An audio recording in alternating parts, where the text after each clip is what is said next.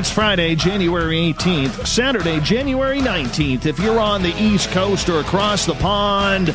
And this, my friends, is Spaced Out Radio. Hope you had a great day and night. I am your host, Dave Scott, broadcasting to you live from the Great White North, on top of the snowy mountains of central British Columbia, right here at SOR headquarters.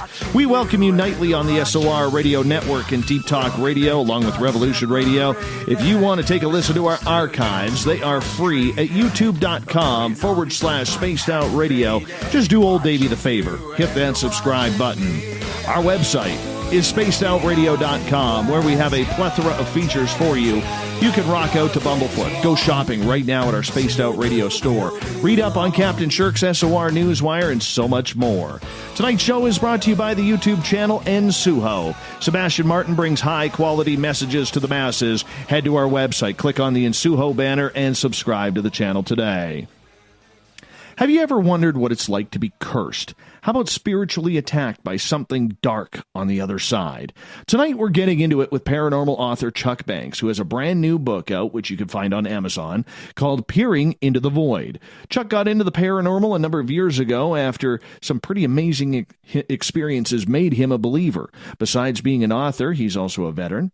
He's a teacher, football and basketball referee, and likes to studiously research the paranormal. Then at the bottom of hour number 3, we have Olaf Phillips coming up from Paranoia Magazine for the SOR News Wire. Chuck Banks, always a pleasure to have you on this show. How you doing, my friend?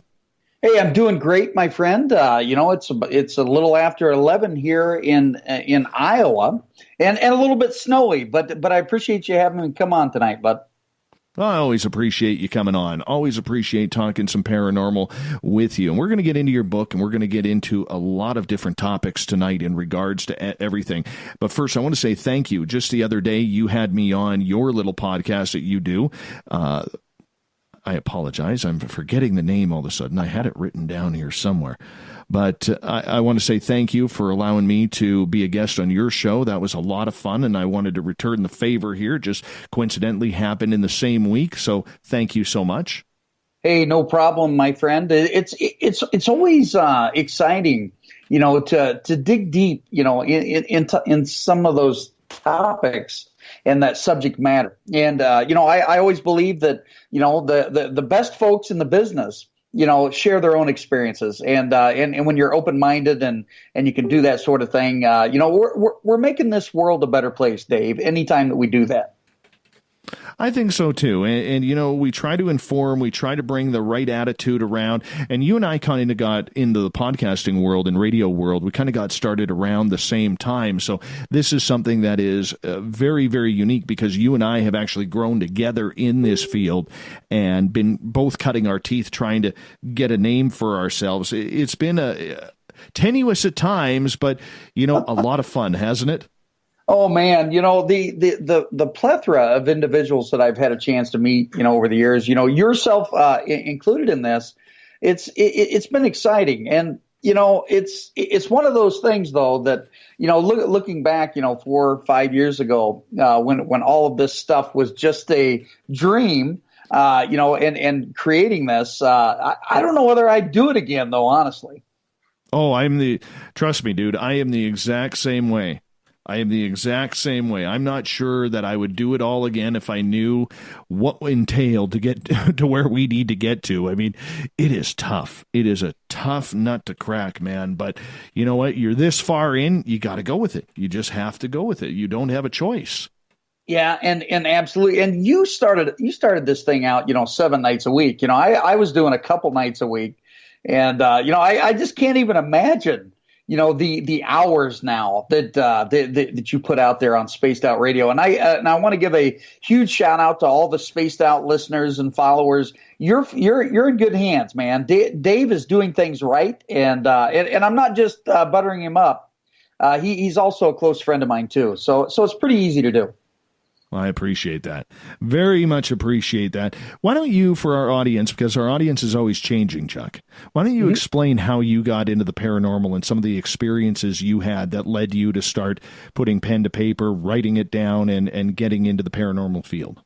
Oh, this story is real easy to tell. I look back at let's see, April 30th, 2010, my father passed away. And, I had experiences prior to that, but I'd really never thought about, writing a book. I look back at Gerald Banks, my dad, bless him. He comes around and still speaks to me, from the beyond.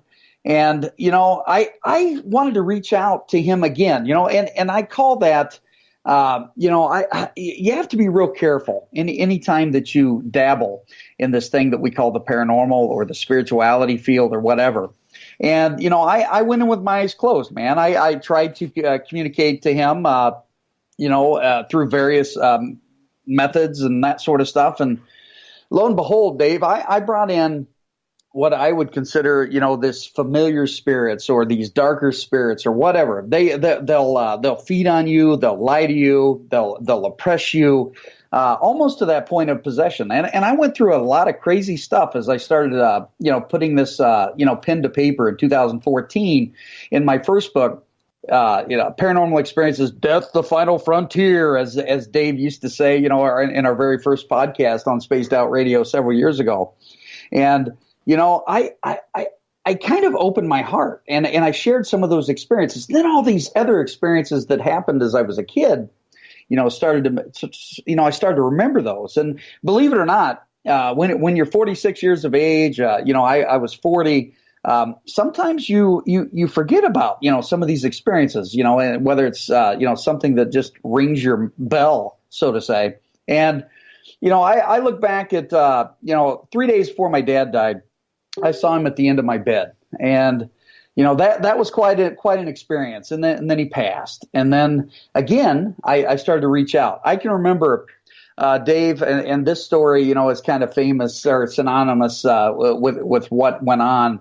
And I've always been this person that wants to know answers and to search for it and be open minded. But we were staying with my mom south of Centerville, Iowa. And, at the time we found some mold and stuff like that at the house, there in town. And I was working on that. And while I was staying with Mom, I can remember there was one late night. It's about 9:30. My wife and I are frantically trying to fix the house up to rent it at that point. And I made the stupid statement. I says, you know what? I should just burn this sucker down. And, that night, man, about 2:30 in the morning, I wake up to this. The only way that I can describe this entity, Dave, is that it was almost a smoky appearance. It was changing in shape, and this sucker got 2 inches away from my nose, and subliminally, and again, I was just kidding, but there must have been something in my mind that night, when I made that statement. But needless to say, I didn't burn down the house.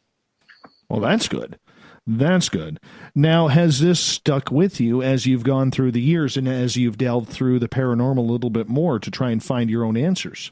Yes. As I started to write the second book, Experiences from Beyond, this is a book that, altogether it's Death the Saga. There's actually 4 different books there. Each time that I wrote, the activity amped up.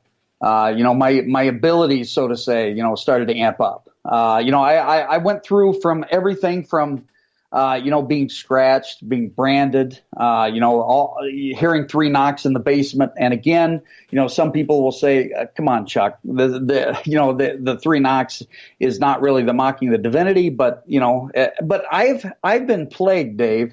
I would say at least, since 2012. And it came to a culmination, especially in the past year. Even in July, every time that I go to a haunted location or I'm helping somebody out, when they're dealing with these darker spirits, because I truly believe that my path on this earth was to help others, by sharing my story.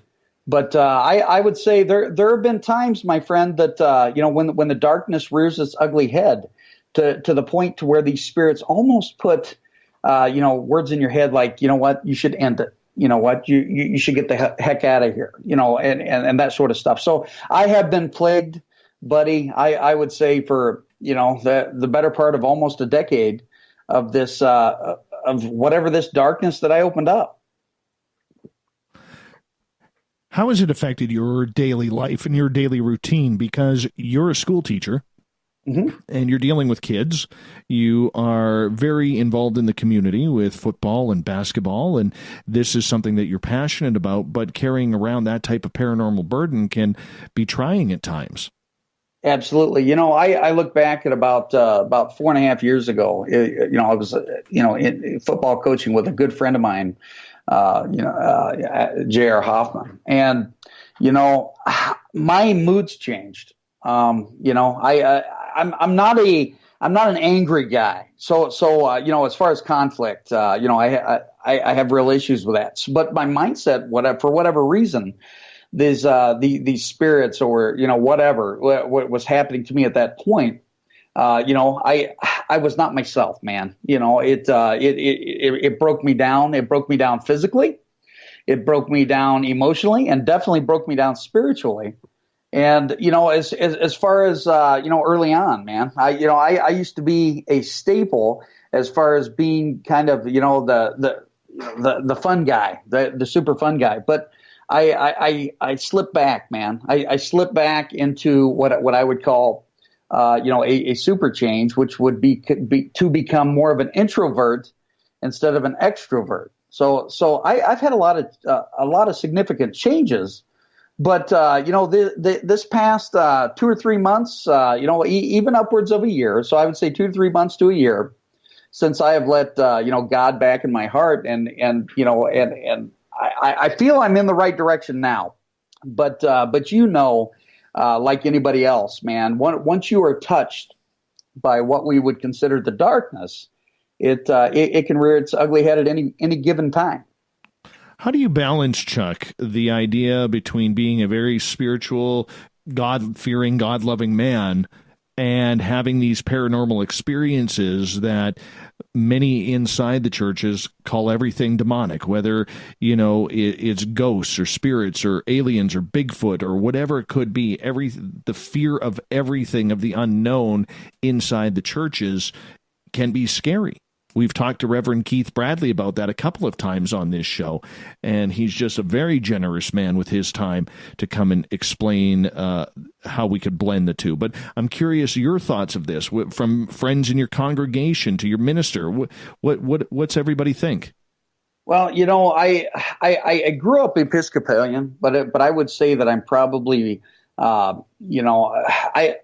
more Gnostic, the beginning principles of Christianity, but I've been molded and shaped. I've extensively researched over my life, the varying different religious connotations. But truly, what brought me back, and I went from this spiritualist and spiritualism, and that we have this God within us, to right back full circle into, what I would consider, more the Christian path. But I choose to be more Christ-like. I choose, in the Bible, it discusses that you should meditate day and night, but in your closet, not with all the bigots and all that sort of stuff. So I've been molded and shaped from my experiences within, organized religion, to the point I am today, being more,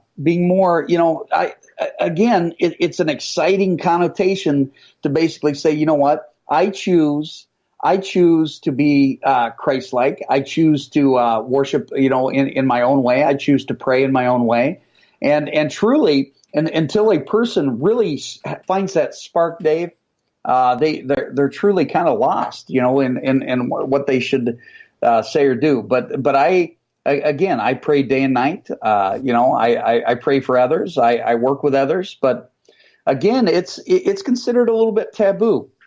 And in my first chapter in Peering into the Void, it's about psychic dreams. Do you mind if I read the first paragraph? Mm-hmm. Okay. Please do. Okay. When I peer into a world so tainted with death and violence, I cannot pause to relate such destruction on the dogma that is contained in our world. This is due in part to the addition of my grandson, whom now sees the world as a great and grand playground full of love, life, and laughter. The answers we seek are around us always. If we allow ourselves to see the world through the eyes of a child, we can gain a valuable insight as to where things in our life went wrong. In no way am I attacking the religious or spiritual world. I'm merely assessing the world as I personally see it. And I think it's important for folks to truly understand that. We are all on different paths. We all see things differently because we're human. And sometimes it's hard to get away from that human perspective and really balance within and really, have that connection with the angels and God. So what do other people say? Do they come up to you out of curiosity? Do they come up to you just to hear your stories as to why you believe all of this is going on and how it could be Grandpa Phil, but it could be a demon spawn from hell at the same time? There's a lot of curiosity, and people probably won't talk publicly about it, but they may talk to you privately. Yeah, absolutely. I have a lot of friends from all walks of life, all different spiritual spectrums and that sort of stuff. And, I've always been open, and allow them to, basically what you see, give me your interpretation as to what it might be or whatever. As far as my daily life, I would probably still consider myself more of a closet medium or a closet healer, or however you want to, state that development. But like with my wife, my wife was a huge, she was like, man, I don't want to know nothing about what's going on. It was where this was kind of a negative spiritual twist and ride to the point to where now she's there for me. And when I started to open up, about what was going on and those sorts of things, things started to get a little bit better. As far as, who I reach out with, I've got a really good friend, Dave, her name's Candy Orton, and she's helped me, along this ride, this crazy ride, that I call my life. But as far as the local things, I still get the jokes occasionally. From my teachers, within my school district, they're like, oh, there's the ghost hunter or whatever. But I don't really get into, a lot of my belief systems and things like that, especially in the educational system, especially in the dogmatic world that we live in, my friend. It's one of those things. But, as far as pastors, teachers, Robert Riggy, he's a devout Catholic. But he's also a psychic medium. So I've been working with him as well to try to discuss these things. Without the internet, my friend, or without this stuff being open, there's no way on earth I would have ever pinned down peering into the void, because it is so uniquely me and my story. So how do you blend your personal attachment to Christ and combined with being a psychic medium, combined with being a church-going man, combined with seeing spirits, ghosts, and communication? Because for a lot of people, that's not a blend. That is oil and water. Mm-hmm.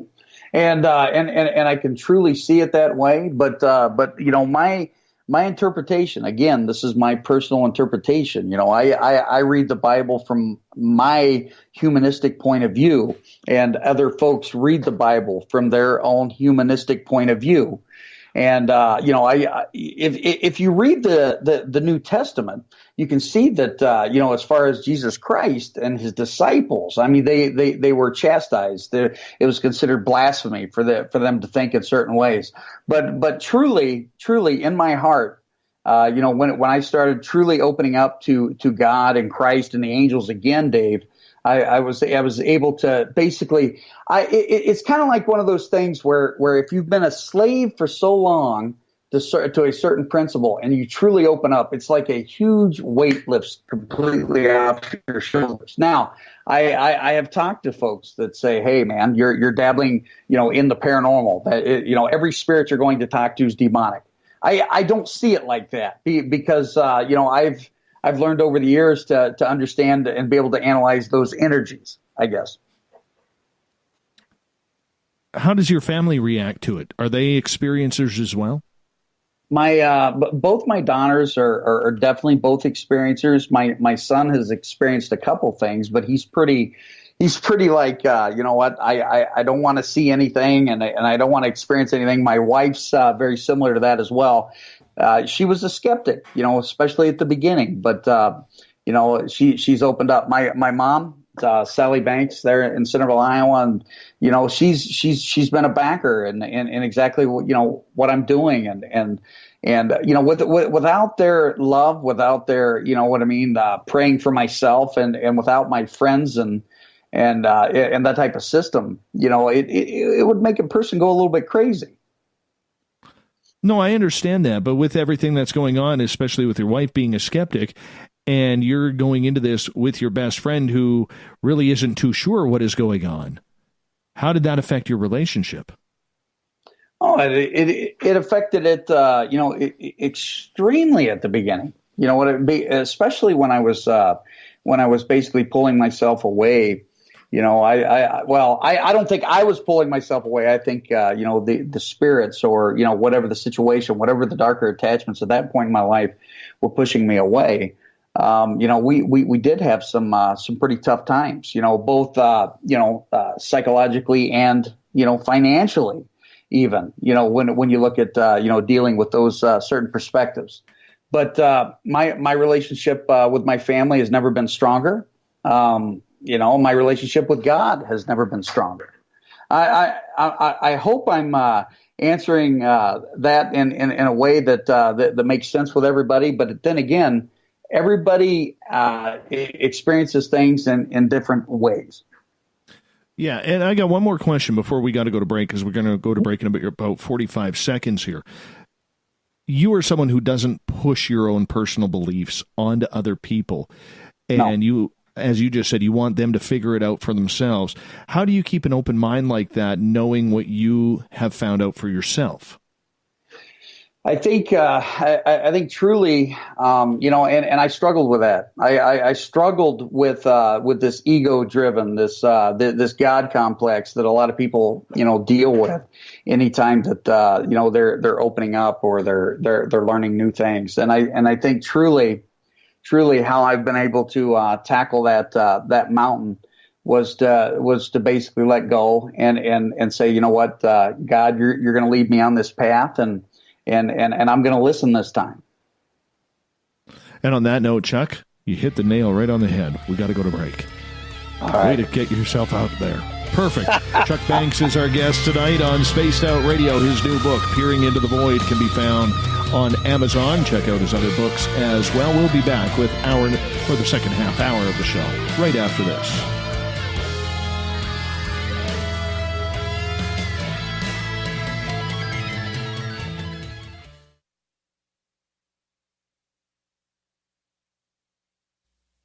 You're listening to Spaced Out Radio live with Dave Scott on the Deep Talk Radio Network. Heading to Vancouver and looking for a night on the town? The Moose Vancouver is the bar that never stops rocking until 2 a.m. every night. The Moose has great food with everything on the menu from $6.95 to $8.95. Fantastic, vibrant staff and rock and roll that will bring you back to when the music was real, the hair was long, and the guitars were rocking. Get your party on at the Moose Vancouver, the official party bar of Spaced Out Radio. Are you intrigued by Paranormal Talk Radio? You'll love the new Paranormal Radio app from TalkStream Live. You'll find a great selection of talk shows covering UFOs, ghosts, strange phenomena, and much more. Download the Paranormal Radio app now and start listening to the very best in paranormal talk entertainment, including the network you're listening to right now, the Paranormal Radio app, free in Google Play and the iOS App Store. A timepiece is a reflection of who you are, and what better way to show off the real you than with an Escape watch? Escape is a lifestyle brand accessorizing your days and nights. Choose to escape and create the life of discovery that you deserve. Dream, play, unite with your own personalized Escape watch. Head to escapewatches.com. There is no time like the present to enjoy your escape. Use promo code SMF2017 for your 20% discount today. Did you know Spaced Out Radio runs 7 days a week? Hi there, this is Tessa Nicole Thomas, and I'm here to take you on a paranormal journey each Saturday and Sunday night. Why change the station when you have it all right here? Together, we'll hang out and share some strange and scary stories. And don't forget, we have Psychic Sundays as well, so come tune in Spaced Out Weekend. We get going at 9 p.m. Pacific, midnight Eastern, only at spacedoutradio.com, where we own the night. You hear footsteps in the empty room above you. A rocking chair begins rocking by itself. Don't be afraid of the things that go bump in the night. Reach for Spirit Storybox, the iPhone app the Huffington Post UK called the only ghost hunting app you will ever need.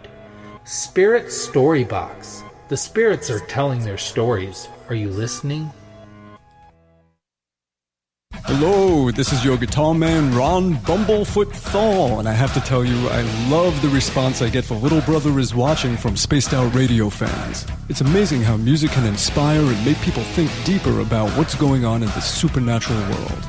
You can head over to my website, bumblefoot.com, to check out my music, my guitar workshops, my touring, even check out some of the hot sauces that I'm working on. And make sure you keep on listening, because with Spaced Out Radio, you know Little Brother is watching. We're bringing scientific thought to the paranormal. Hi there, this is Spaced Out Radio scientist Chris Cogswell. Join me, Chris Zuger, and Dave Scott the second Wednesday of every month, where we break down the who from the woo when it comes to everything paranormal. We'll investigate and try to bring sensible answers to those straight and sometimes outlandish questions people have. Hey, not everything is an answer, but we'll do our best. Listen in to Reality Paranormal only on Spaced Out Radio. Are you tired of being blocked, shadow banned, or placed in jail for simply posting your thoughts on social media? Social Media Freedom can take care of that for you. Social Media Freedom is the newest and one of the best free new apps that allows you the freedom to post what you want, when you want. It takes seconds to download from your app store. Come join the tribe at Social Media Freedom. It's time to set yourself free. So, you love talk radio? Then you'll love TalkStreamLive.com. TalkStream Live is always on, 24/7, with the best streaming talk shows. Find your favorite talkers and discover some new ones. It's free, readily available online or on mobile with any smartphone or tablet. Finding your favorite talk shows all in one place has gotten a whole lot easier. Just go to TalkStreamLive.com. Be sure to download the free apps from Google Play or the iTunes App Store. You know, it's hard being the bad man of ufology, but that's just the way that I like it. This is Chris George Zuger, and I'll be hanging out with Dave Scott and SOR scientist Chris Cogswell for Reality Paranormal, the second Wednesday of every month. And our job is to break it down and come to conclusions as to what is really going on in the supernatural world. I'd love for you to join us right here on Spaced Out Radio. Coming soon to our website, spacedoutradio.com, is the SOR Space Travelers Club. For just $5 a month, you can get into a private area on our site where you can hang with other listeners in our chat room, post in our forum, and check out a bunch of exclusive content and store that won't be found anywhere else, including a nightly after-show party with Dave. It's going to be the best $5 a month you're going to spend. The SOR Space Travelers, only at spacedoutradio.com. Hi there, this is Geraldine Orozco from San Francisco's Bay Area Meditation. I invite you to join me the first Tuesday of every month with Dave Scott for Spaced Out Radio's The Spiritual You. In this fast-paced world we live in, it's time for you to take some time for you. We'll cover every possible subject from powerful meditation to healing techniques to your own intuition and spirituality. So come join us for The Spiritual You. Looking for a place to advertise at a very reasonable cost? Look no further than Spaced Out Radio. SpacedOutRadio.com has an advertising tab that you can click to check out our daily, weekly, and monthly packages to play on the radio, or our website including social media. From commercial spots to banners, we have it all. Check out our competitive pricing today. Visit purpleplates.com today. For over 40 years, the Purple Energy Plates have been delivering amazing results for their many customers. Inspired by the great genius Nikola Tesla, the harmony, healing, and energetic effects of the plates have proven over and over to be beneficial and often miraculous to thousands of customers. Check their site for daily specials and choose from their many energy products. You won't be sorry. Visit them today at purpleplates.com.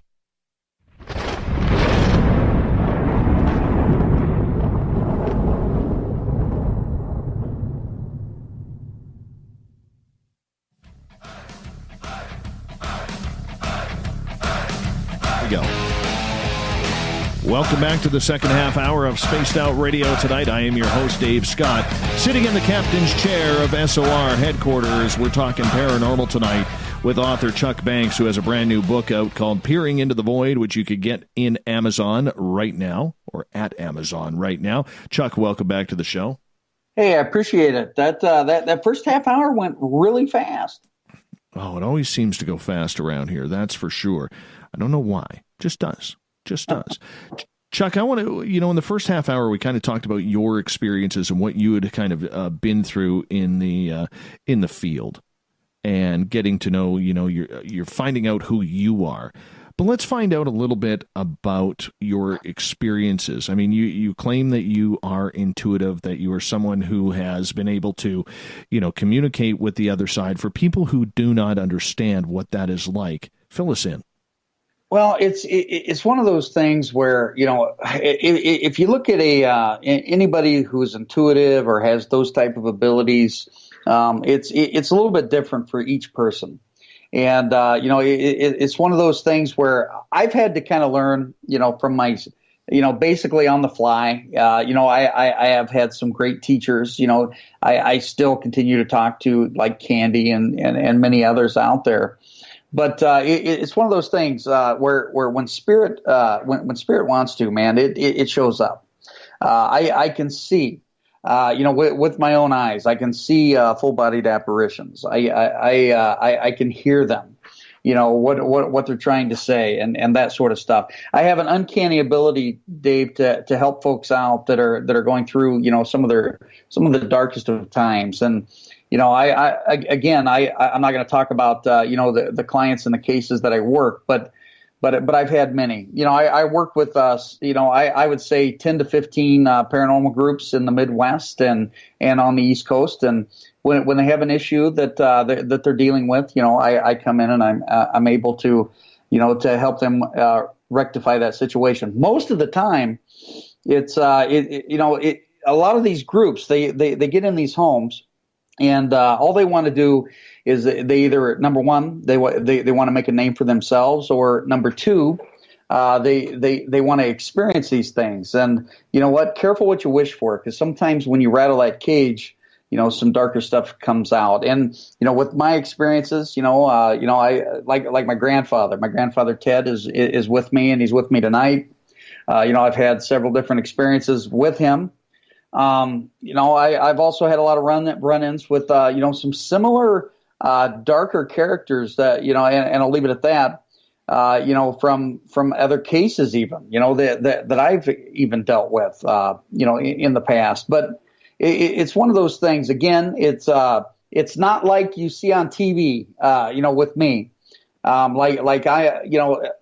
remember doing an event at Farrar up by Des Moines, Iowa one time. And, they introduced me as the closet medium, and, 30, 40 people came up and they're like, "Hey, can you see my cousin's brother's uncle's aunt's Ellen?" And it really doesn't work like that, with me. Number one, the biggest thing is that I would never read a person without permission. And if I'm not picking up anything, I'll tell the folks I'm not picking up anything, at that point. And that does happen. It's just, it's weird. It's strange. And I still, sometimes I shake my head and I'm like, that's crazy. This information's coming through. A lot of people will say, though, if you're denying that you're getting anything from them, that obviously you don't have any abilities, that you make it up as you go. Sure. How do you deal with that criticism? Well, I come out and I'm a straight shooter when it comes to that sort of stuff. If somebody wants to come and test me or do those sorts of things, I tell them, hey guys, it is what it is. I believe that through my connections through God and the angels that I'm a vessel. Where I can give information to folks. And you know what? There are people out there, though, that say, come on, man, if you're not picking up anything, it's not going to work out. But I have had, several readings, over the years, Dave, that I've given information and they said, no, that's not true. That didn't happen that way. And then, lo and behold, whether it's a week later, a month later, I get a phone call and they're like, hey, there was something to that. So anytime that I do a reading for someone, I'm pretty blunt. I say, hey, I'm not going to guarantee that I'm going to get anything. It's one of those things that if a message comes through, I'm going to tell you what's coming through spirit. And, sometimes it's like gibberish. I call it like this big puzzle at times. It's like they're speaking in several different languages, and it's hard to discern, what they're trying to say at times. Yeah, I can understand that, and I can appreciate that. But how does those psychic experiences tie into some of the things that we want to talk about tonight? Namely, let's talk about, psychic vampires. There are people out there who believe that, you can be attacked psychically at any time by someone who has a darker energy, maybe cursed. Do you believe in that? Do you buy that? Well, there's got to be something to it. I had a situation, about 9 to 10 months ago, where I felt that I was being, attacked somewhere from something. And I really can't describe it other than a sickness in my stomach, a pain in my side, feeling down in the dumps, that sort of stuff. Now, do I believe that every little detail or every little situation that is screwy in your life is a curse, or could it be from a psychic vampire? No, some of that stuff is just sometimes you're gonna have a crappy day. You're gonna have a crappy day, but I do believe that there's something to it. I mean, even, I can't think of his name right now, Dave. I can't believe it. The British rock star that passed away a couple years ago. David Bowie? Yes, thank you. I don't know why I couldn't remember that. There's going to be folks out there that say, hey, Chuck, since you couldn't remember David Bowie's name, you must not be, have those abilities. And it is what it is. But he carried a book along with him. I'd read an article about 2 weeks ago. He carried a book around with him, saying that Jimmy Page, from Led Zeppelin, was sending him this nasty garbage or whatever. Do I utilize different spiritual tools, and do I use discernment, and do I battle with spiritual warfare? Absolutely. I think that it's a constant battle, especially with my experiences. With any time that you're touched by that darkness, man, it's going to rear its ugly head occasionally. But a person, I believe, in thought, in prayer, and that sort of stuff. And, if enough people pray, in this positivity and this love and this healing, it's amazing how many people get healed. And, I got to think, as a human being, that the opposite has got to be true as well. If you have a bad thought, or, you're thinking bad things about a particular person, where you could do that. I understand that, but I mean, there's a lot of people who want to use this for revenge. There's a lot of people out there. I had a psychic lady put a curse on me. Oh boy. And it took a year and a half to get it off. Right? And it's not fun. It's not fun at all. It caused a lot of trauma. I didn't know that I was cursed. I later found out that I was, because I just sensed it. And then I started asking some intuitive friends to look into it. And when I asked, I think, about 5 different intuitive friends, and I when I do that, I keep things very, very vague. And I just say, something's up. Can you tell me what's going on? That's about the validity that I give to it, because I don't want to tip anything off. And 5 out of 5 said that I had a curse put on me. Mm. And when I later inquired to people who surrounded that other person as to whether or not they cursed me, it finally came out from that inner circle that she did. Oh, geez. Yeah. You know, like everything was going wrong. My relationship with my daughter, who just turned 20 yesterday, it went right down the drain immediately. There was a ton of things that happened. It was not fun. So, I mean, when we talk about psychic vampires, we do have people, never mind the spirits that are negative, we do have people with negative tendencies out there, Chuck, which is dangerous because they may not even understand what they are conjuring up on other people, let alone themselves.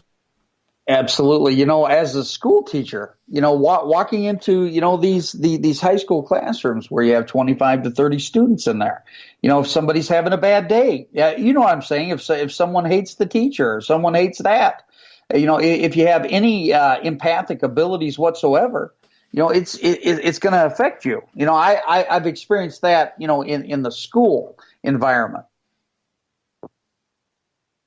Mm-hmm. Explain that, though. Go into detail. How do you feel it in the school?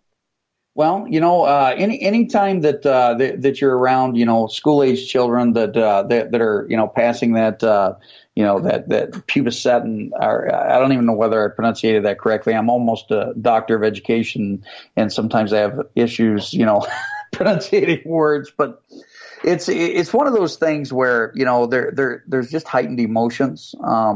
You know, this new generation, you know, and again, I'm not going to get political, but, you know, they think differently.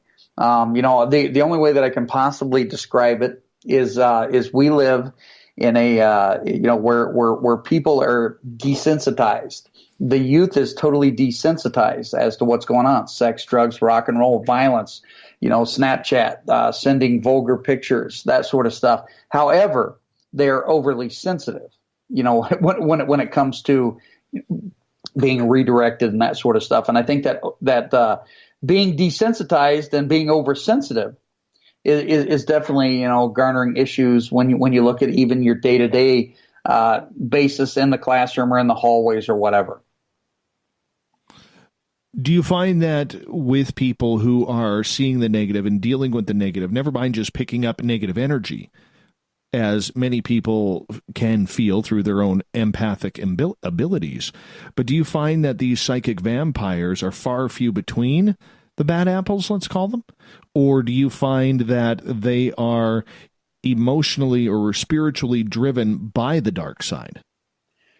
You know, that's a very deep question. You know, and any time that, you know, that I look at it from this component and I see, you know, I try to see the good in the world. I truly do. And, you know, maybe that's my Libra, Virgo, Cusper mentality. I'd like to think that the darkness, or, you know, the battle for the darkness and the good or whatever. I'd like to say that it's not that it's truly, you know, these folks' experiences, you know, whether they come from a lower socioeconomic class, or, you know, they're abused and that they're doing it unknowingly. That's what I would like to think, but I think, you know, much like you're feeling there, you know, especially when you were cursed, I think a lot of people do that knowingly, you know, versus the unknowingly concept that I would like to think is what's going on in the world. I see that, and we got about 7 minutes here before we got to go to break at the top of the hour. So with these psychic vampires, maybe people who don't know what they are, Chuck, could you break it down the best you can to explain to people what it's all about? Sure. I'll do my best. I am not an expert by any stretch of the imagination when it comes to that. But when you look at you know, psychic vampires, or, you know, people that you know, are knowingly wanting to hurt another human being, you know, spiritually speaking, you know, these folks come from all walks of life. You know, and if you look at you know, the makeup and the demographics, when you look at you know, human beings in general, you see that there's that definitive shift. if you look at the United States, for that matter, you look at the shift in morality. The big changes that took place, and that I believe wholeheartedly that took place in 1997, 1998, and the downturn of that, and that's when the youth became desensitized to all these programming and different things such as that. But I feel like that I've totally went around the question, and I apologize, Dave. But it's one of those things where these folks out there.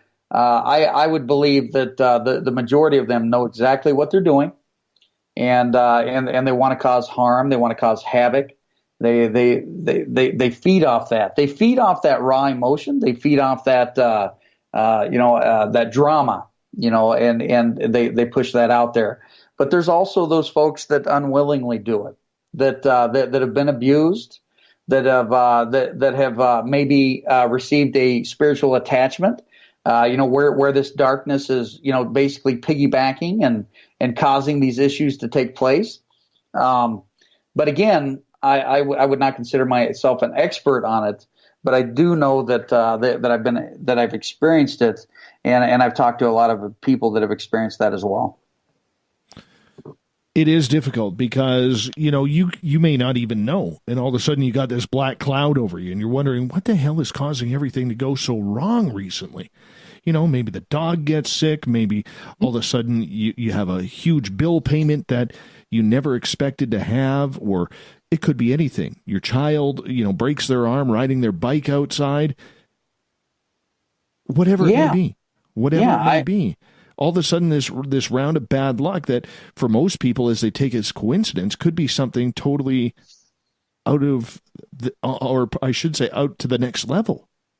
Absolutely. I look back at a couple of instances, when I was dealing with this darker stuff, and I've had more than one, I call them colleagues, friends that are psychic mediums that they talk about these familiar spirits, that come from life to life, if you believe in reincarnation. But, my son, inches from death, man, inches from death, the day that I was going to go to this haunted location. We had that issue. My mom gets sick. I had a good friend of mine that died of a heart attack, about that time period.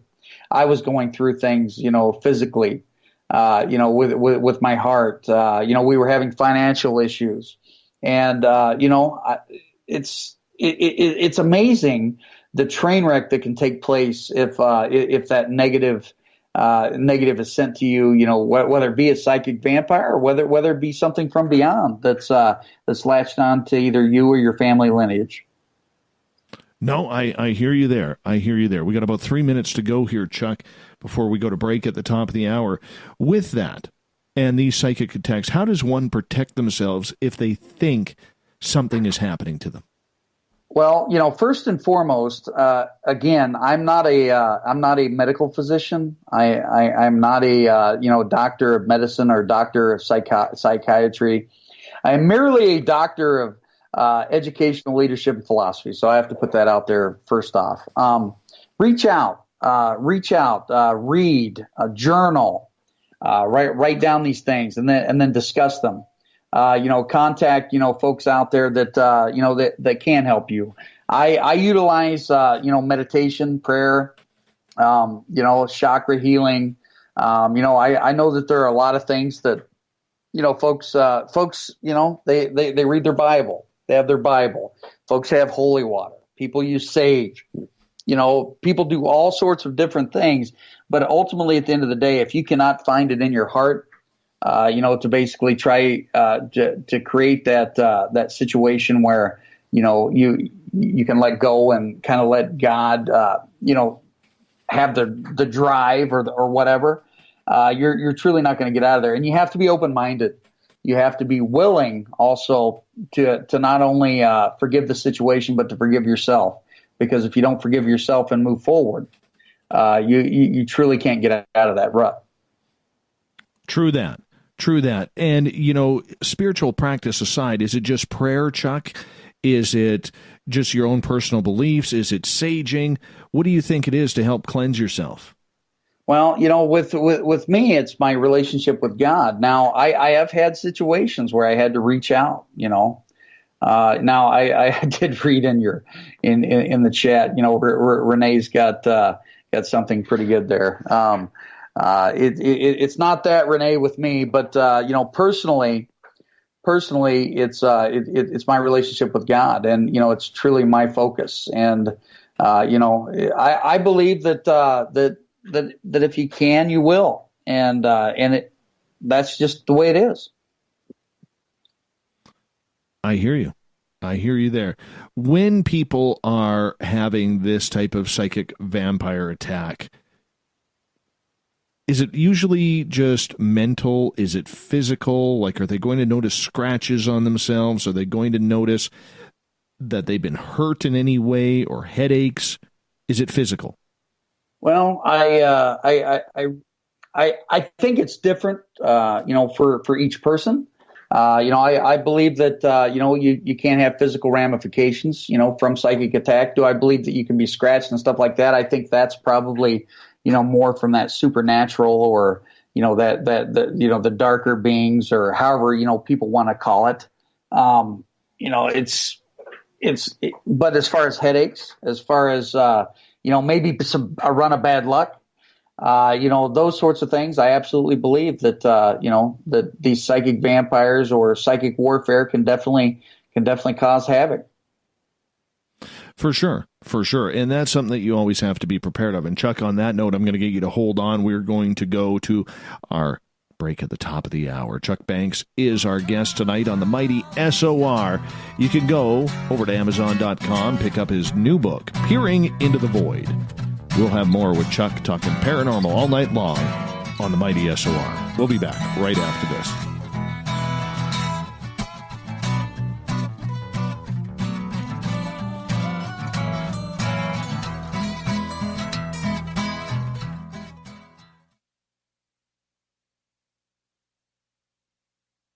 Every night on Spaced Out Radio, we have places for you to hang out. Hi, this is Carl. Join our SOR Space Travelers group on Facebook for live chat. On Twitter, using hashtag Spaced Out Radio. You can also join us in our Spreaker chat room.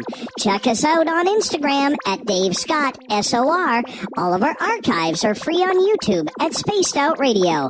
By the way, I'll be watching you at your window until you do. Bye! Looking for the stories of the strange and weird that you will find hard to find anywhere else? Check out the SOR News Wire on our website. Our writers, led by Captain Shirk, are scouring the world for the oddest and most bizarre stories we can find. Everything from weird crime to suspenseful and paranormal. We're working hard for you to bring you the most intriguing news of your day. Check out the SOR News Wire at spacedoutradio.com today. You're listening to Spaced Out Radio Live with Dave Scott on the Deep Talk Radio Network. The Call of the Wild is in Vancouver. The Moose Vancouver is one of the hottest bars and restaurants in the city.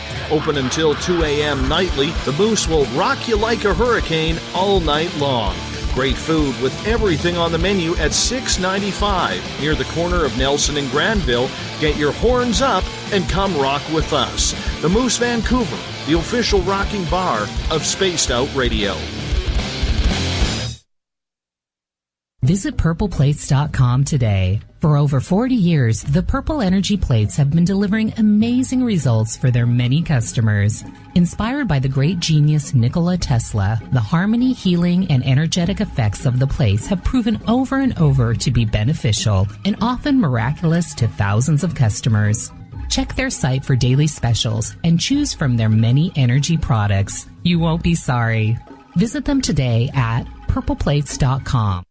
Do you want to know what's really going on in your world? Do you have questions about who you can trust in the mainstream media? Then look no further than the Rebel Planet. Come get the straight answers right here at spacedoutradio.com. Join me, Jamie Sexton, creator of Rebel Planet News, as I fill you in on the stories behind the stories. All you truth seekers, be sure to tune in to Rebel Planet on spacedoutradio.com the third Thursday of every month. Get your horns up with me on Spaced Out Radio. This is Ron Bumblefoot Thal. Come tune in to SOR where you can hear me rock out with Little Brother is Watching, the official theme song of Spaced Out Radio. And then come on over to bumblefoot.com where you can find out about my tour schedule, my music, and everything else. Bumblefoot.com keeps you up to date on what I'm doing and the best way to stay in touch with my music and music camps. Sign up for my newsletter at bumblefoot.com and remember, Little Brother is Watching. Looking for a place to advertise at a very reasonable cost? Look no further than Spaced Out Radio. SpacedOutRadio.com has an advertising tab that you can click to check out our daily, weekly, and monthly packages to play on the radio, or our website including social media. From commercial spots to banners, we have it all. Check out our competitive pricing today. Find your escape where time has no limits. It's about living today and cherishing the heritage of yesterday. A spirit of adventure for what is new, with the nostalgia of the past. Your timepiece is a reflection of who you are. Life surrounded by beauty from the world around us to the soul within. EscapeWatches.com. There is no time like the present to enjoy your escape. Use promo code SMF2017 for your 20% discount today. You hear footsteps in the empty room above you. A rocking chair begins rocking by itself. Don't be afraid of the things that go bump in the night. Reach for Spirit Storybox, the iPhone app the Huffington Post UK called the only ghost hunting app you will ever need. Spirit Storybox. The spirits are telling their stories. Are you listening? You know, it's hard being the bad man of ufology, but that's just the way that I like it. This is Chris George Zuger, and I'll be hanging out with Dave Scott and SOR scientist Chris Cogswell for Reality Paranormal, the second Wednesday of every month. And our job is to break it down and come to conclusions as to what is really going on in the supernatural world. I'd love for you to join us right here on Spaced Out Radio. On the first Tuesday of every month, I encourage you to come along for a journey with me, Geraldine Orozco, on The Spiritual You. Together, we will take a look at how to access the highest expression of yourself and change your life. Consciousness, ET contact, health, and wellness, we can talk about it all. So come along for a spiritual ride with me, Geraldine Orozco, on The Spiritual You, only on Spaced Out Radio. We are getting ready to relaunch the SOR Space Travelers Club at spacedoutradio.com. For $5 a month, you can join us for a plethora of features found nowhere else. Hang out in a private chat room during the show and after party. You can check out some exclusive content and a store specifically for you, as well as a private listener forum where you can post your thoughts, stories, and pictures. The SOR Space Travelers Club, coming soon to spacedoutradio.com. Hey, this is Canadian Paranormal Investigator Mike Moore. The third Wednesday of every month, I'll be teaming up with Dave Scott to bring you Ghosts of the Great White North. Each month, we will bring on guests from across Canada to discuss their ghostly encounters. Canada is a paranormal hotbed with stories you've never heard, so we're going to bring them to you. So get comfy on your Chesterfield, grab a donut, and join us, eh? So, you love talk radio? Then you'll love TalkStreamLive.com. TalkStream Live is always on, 24/7, with the best streaming talk shows. Find your favorite talkers and discover some new ones. It's free, readily available online or on mobile with any smartphone or tablet. Finding your favorite talk shows all in one place has gotten a whole lot easier. Just go to TalkStreamLive.com. Be sure to download the free apps from Google Play or the iTunes App Store. The freedom to post what you want, when you want. That's the social media freedom you need. Social Media Freedom is the free app in your app store No need to worry about going to jail or being shadow banned any longer. It's the freedom to say what you feel. The freedom to know Big Brother isn't watching. It's the way social media is supposed to be. Social media freedom. It's time to set yourself free. Download from your app store today. You're listening to Spaced Out Radio with Dave Scott. Follow Dave on Twitter at Spaced Out Radio and on Facebook, Spaced Out Radio Show. Welcome back to hour number 2 of Spaced Out Radio tonight. I am your host, Dave Scott. Great to have you with us. This weekend, you can tune in to Tessa Nicole Thomas with Spaced Out Weekend while I'm off finding my Zen and my Chi. You can get going at 9 o'clock Pacific tomorrow and Sunday, midnight Eastern at spacedoutradio.com. Hi to everyone listening in on the SOR Radio Network, Deep Talk Radio, Rev Radio, and everywhere in between. Don't forget, you can also check out all of our archives at youtube.com/spacedoutradio. Just do me a favor, hit that subscribe button. Desert Clam has set the password for tonight in the SOR Space Travelers Club. Epiphenomenalism. Epiphenomenalism is your password. Make sure you use it wisely, Space Travelers, as the Clam sets the password each and every night right here on the mighty SOR. Our website is spacedoutradio.com, where we have a plethora of features for you. You can rock out to Bumblefoot, go shopping at our Spaced Out Radio store, pick up your t-shirts, hats, bags, socks today. And, of course, you can read up on Captain Shirk's SOR News Wire, and so much more. Tonight we are talking with author Chuck Banks. His latest book, you can get out on Amazon, is Peering into the Void. He's got a number of books out dealing with the paranormal, spirituality. Chuck, welcome back to the show. Hey, looking forward to it, man. Hour number 2. Now we're into Saturday here in Iowa. Yes. And here I thought you only had a baseball field that said, if you build it, we will come. You know what? We're definitely coming into Saturday. Exactly. Definitely, my friend. Definitely. In regards to what we talked about last half hour with psychic vampires, there's a lot of spiritual warfare going on. The good, the bad, the ugly, people getting attacked, people getting, like you said in the past half hour, getting attachments that they don't even know about. Is there really a big spiritual war happening on both the spiritual side and the physical side? Personally, I believe yes. Is it my interpretation as to what's going on? Absolutely. I have worked with discernment, over my situation, over the years, and it's one of those things where I truly believe that there is this true battle of good and evil. And a book that really woke me up, Dave. Is it okay if I say the name of this book? Sure. Okay. It's from Francis Fragapane, and he's an author. He's also a minister, and it's called Strength for the Battle: 180 Daily Readings to Equip You for Spiritual Warfare. And that book, honestly, my friend, changed my life. And in my new book, Peering into the Void, I actually have a 30-day spiritual challenge. It has prayers. It has like a daily reading, stuff like that, to basically share with folks. And I think it's really good. I'll read day 19 for people because I think it's important for folks to look at life like this. And it's be authentic. It's raining outside, but the sun is certainly shining within my soul. Enjoy your Saturday, my friends. Just be yourself. There are too many that pretend. Authenticity is the key. And the scripture that I chose for that day was John 1:1.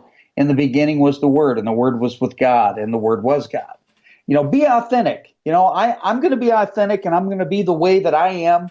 And you know what? What you see is what you get with me. And that's the way it is. And that's how I choose to be. Now, I also believe, though, that you have to be authentic in your own way in order to truly ascend to greatness, especially on this earth.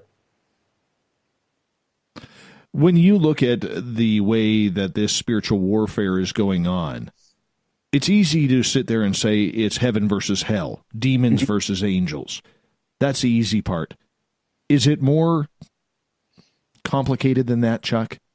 I think it is. And again, I think it's your personal being, it's your personal experience, it's your personal ride, and truly, it's your lessons to be learned. As you start to shift and mold who you are, and as you battle whether it be an addiction, whether it be a relationship or whatever.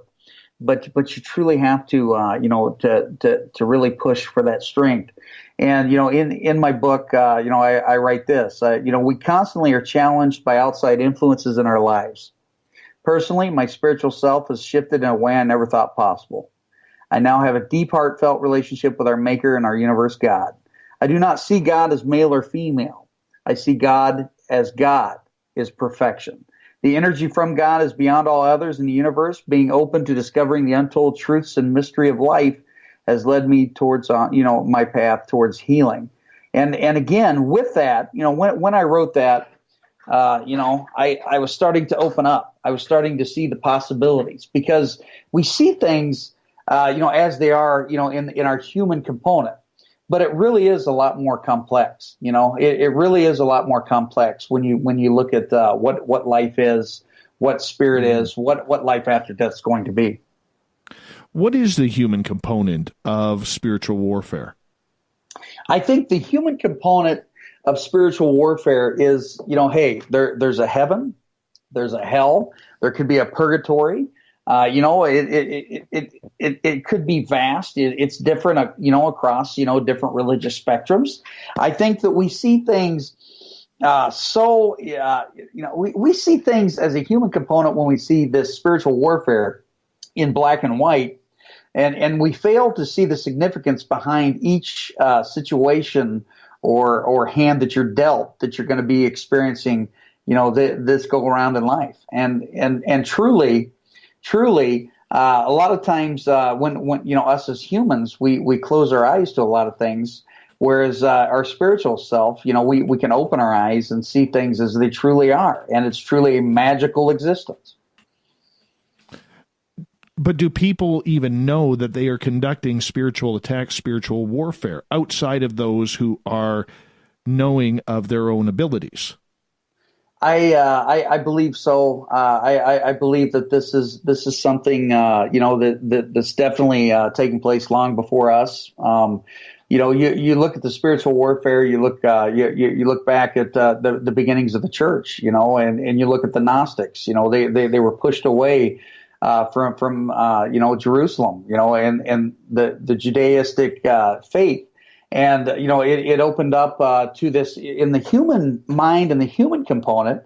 They kind of perverted it in a way that they control the masses, if that makes any sense.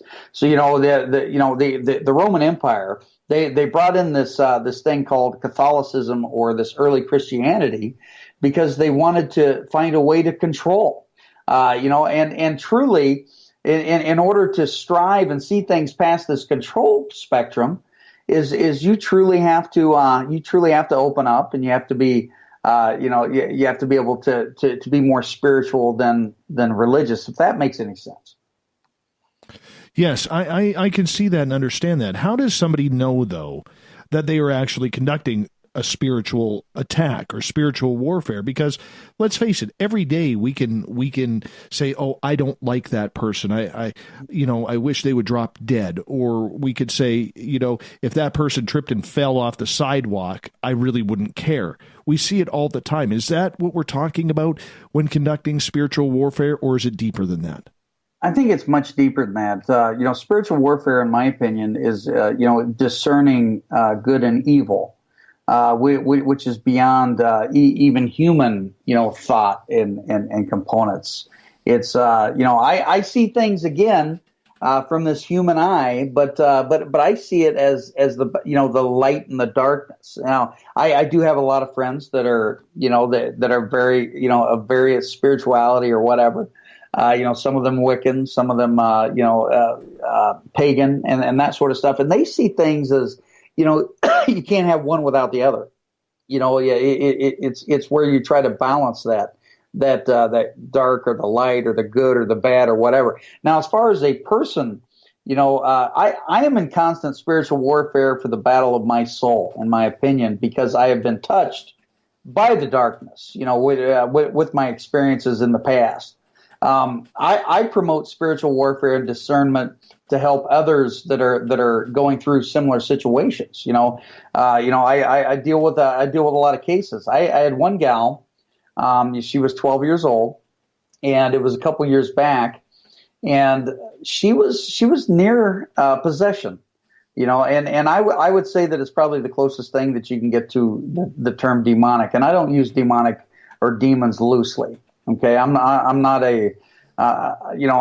like these TV shows that are promoting that and this and that for money.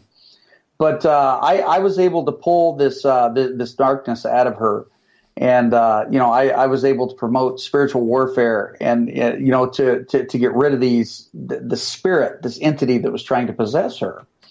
And Dave, since then she's been baptized.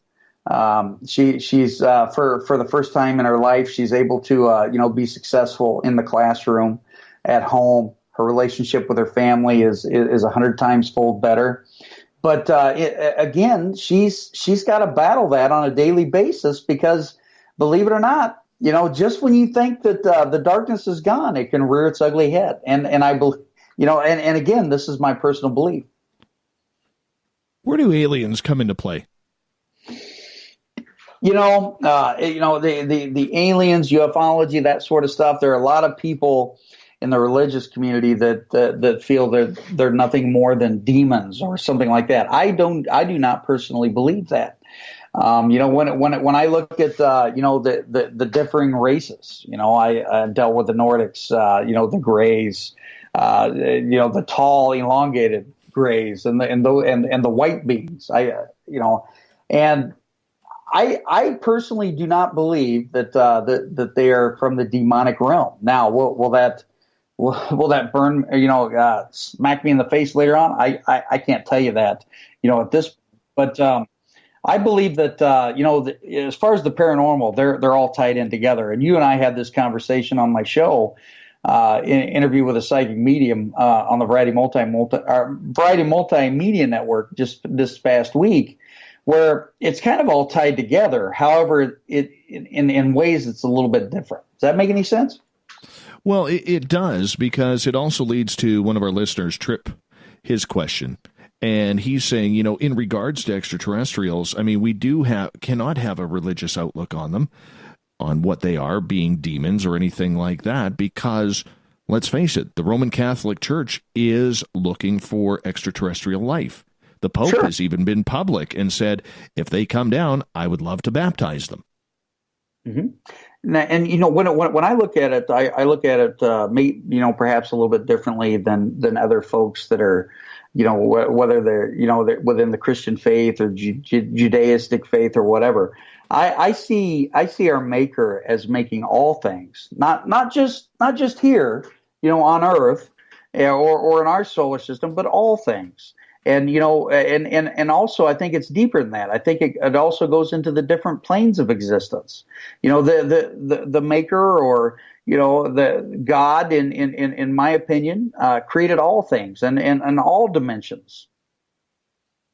I get that, and I can appreciate that, but there are a lot of people who try to tie the two together. And getting back to the whole spiritual warfare side, some people believe that all of these signs with extraterrestrials that we see out there, Chuck, that these are demonic forces that are coming down to try and talk to people such as myself or others who have been contacted as part of the lie, the deception of what is going on in spiritual warfare. And, I have seen a lot of, whether it's on YouTube channels or whether it's on, some of these blogging sites. And again, I would not consider those folks, to be like yourself, but, I've heard a lot of experiences of a lot of people coming out of the spiritual community, this new age movement, that are talking, that they say, man, they say that that aliens or ascended masters or all this stuff is demonic. Okay. I don't personally believe that, but I do believe that there is that, if you look at spiritual warfare itself, I have walked into, different, spiritualist churches, and, my intuition, buddy, is, it lit right up. My stomach turned. I understood that, that there were darker forces at play here, and that it wasn't as it may seem. But then again, it's all interpretation. When you talk about interpretation, what do you mean by that? Are we talking about the 5,000 different religions that are on this planet?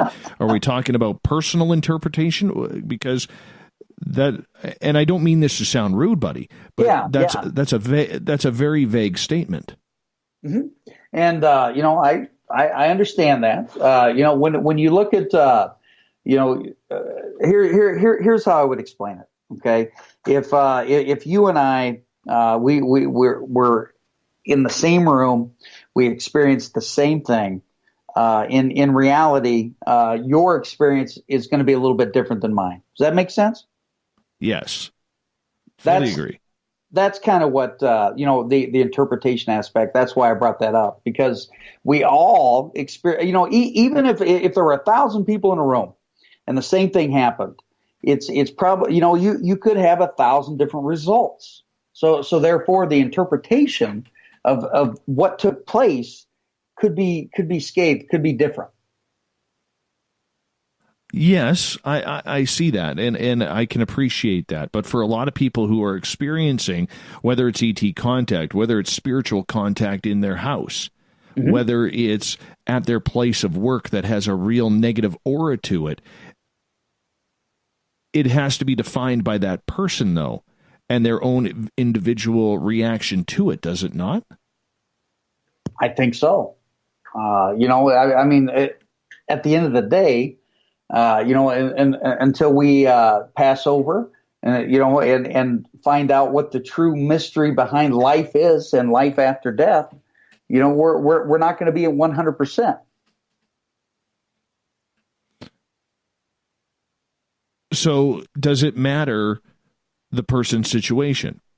Because everybody has stress, whether it's financial stress, whether it is, family stress, death of a loved one, mm-hmm. illness, sickness, stepkids not listening to step parents.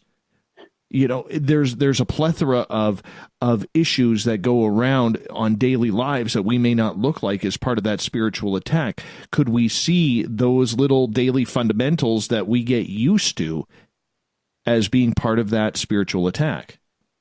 I think sometimes, Dave, we're oblivious to maybe some of the spiritual attack that's taking place, because we again, going back to this generation, or things have definitely changed since the 1980s. We have so much information, so many different variables out there. So many different experiences that are being shared, that you have to decipher through that. And again, I go back to that, that experience, it's one of those things. In order for it to truly be authentic, it's got to be your view on it, right? True. But can people handle that? Are they prepared for that? Because let's face it, in a 24-hour society, we're pretty self-absorbed. Yes, and yes. I have to say that 3 times. But are people prepared for this? What's taking place right now? So many things that a lot of the information that's being hidden from us from our governments, or even some of these religious institutions. I'm not sure whether or not our society as a whole, my friend, is ready for any of it. Would you agree or disagree? I don't think they're ready.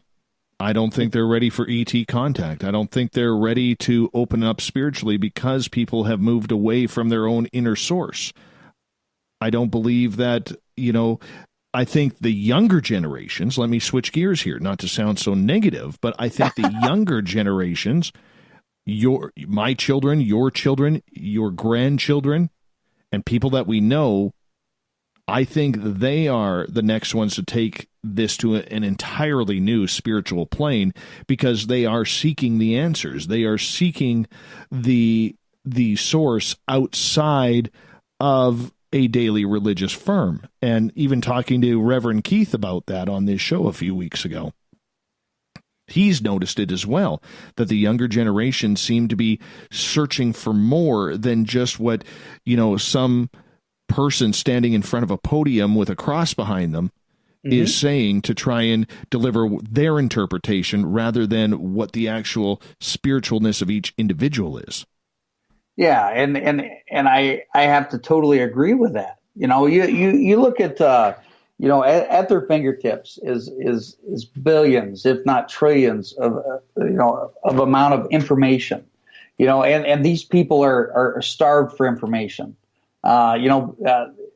Again, though, I have to look back at Google, because Google has I'll just say it. Google has dumbed down society. Agree or disagree? Oh, it's helped me out. I think no, you know what? I will say this point blank. To me, I know it's helped me get smarter. Okay. But I also have the ability and the caution to look for what's fake. For instance, I won't go and quote something off of Wikipedia. I got burnt on that a long time ago. Oh, yeah. Right? Yeah. But I will look for patterns. I will look for the same story in major news outlets. It's not about the fake sites, right? And I think you do have to be careful. But I'll tell you this, I sure as hell am not a Google doctor. That's for sure. Yeah. It's one of those things, like in the education field. I see it all the time. I ask a student to divulge or do some research on whether or not Reaganomics worked, or something like that. And what saddens me is a lot of times when it gets tough and they can't Google it and they can't find the answers right away in the Google, that they quit. They don't just they don't go past that. They don't open up like a 26-page document and read in it and find the answers within. I think that's kind of what the state that we're in today is, where it's pretty easy. It's pretty easy to find out an answer, like how old is Dave Scott? Well, you know what? I'll Google. Well, you won't find that on there, man. You will not find that on there. I'll be 46 this year in May. I'm going to be 47. My goodness. Goodness. You're old.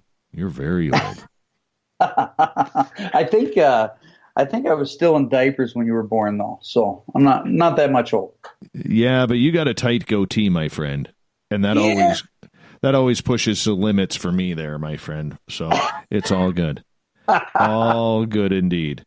But anyways, you hold on, Chuck. We're going to go to break here at the bottom of the hour. Author Chuck Banks is with us. We are talking everything spiritual tonight. Psychic ability, spiritual warfare. We're going to get into the paranormal as well, and so much more. Chuck's book, Peering into the Void, can be found on Amazon right now. We'll be back with more Spaced Out Radio right after this.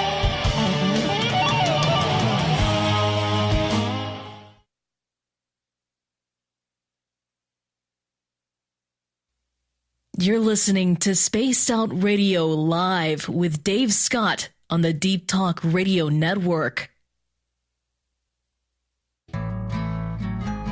Looking for a place to advertise at a very reasonable cost?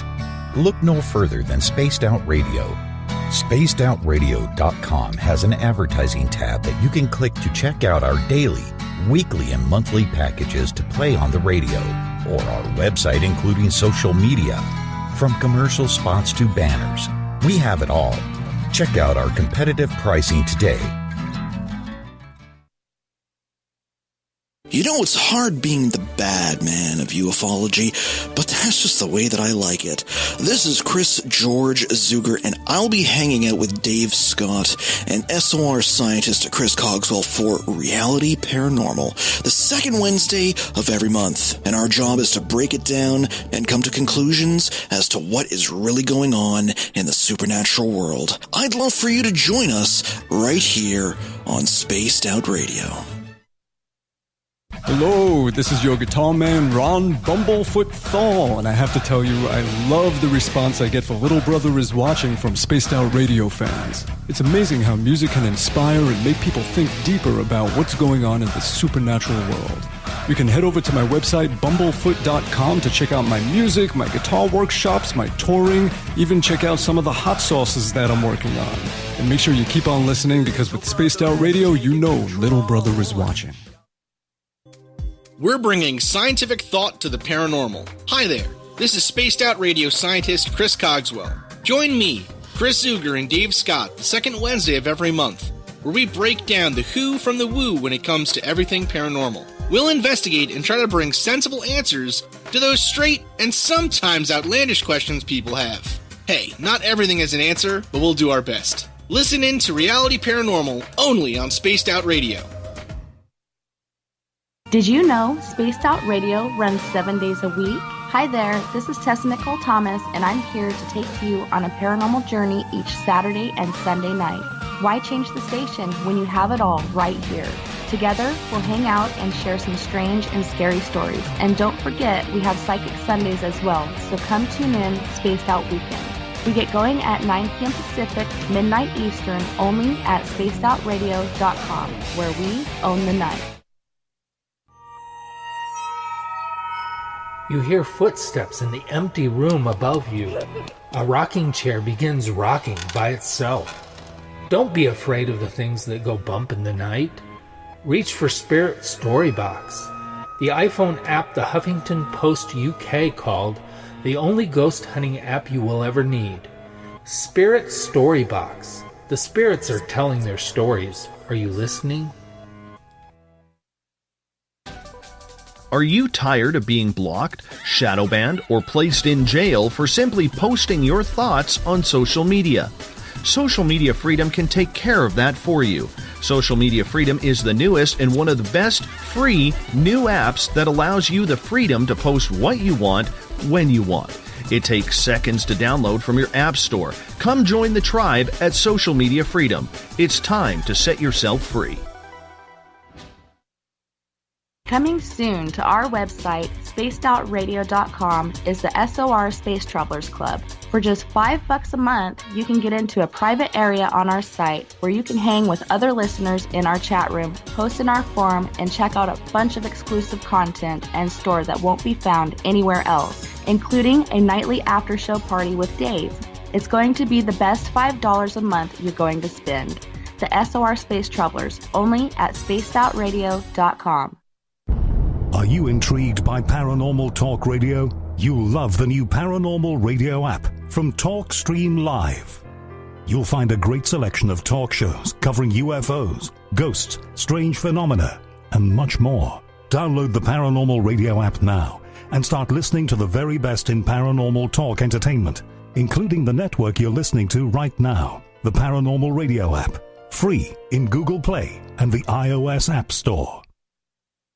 Heading to Vancouver and looking for a night on the town?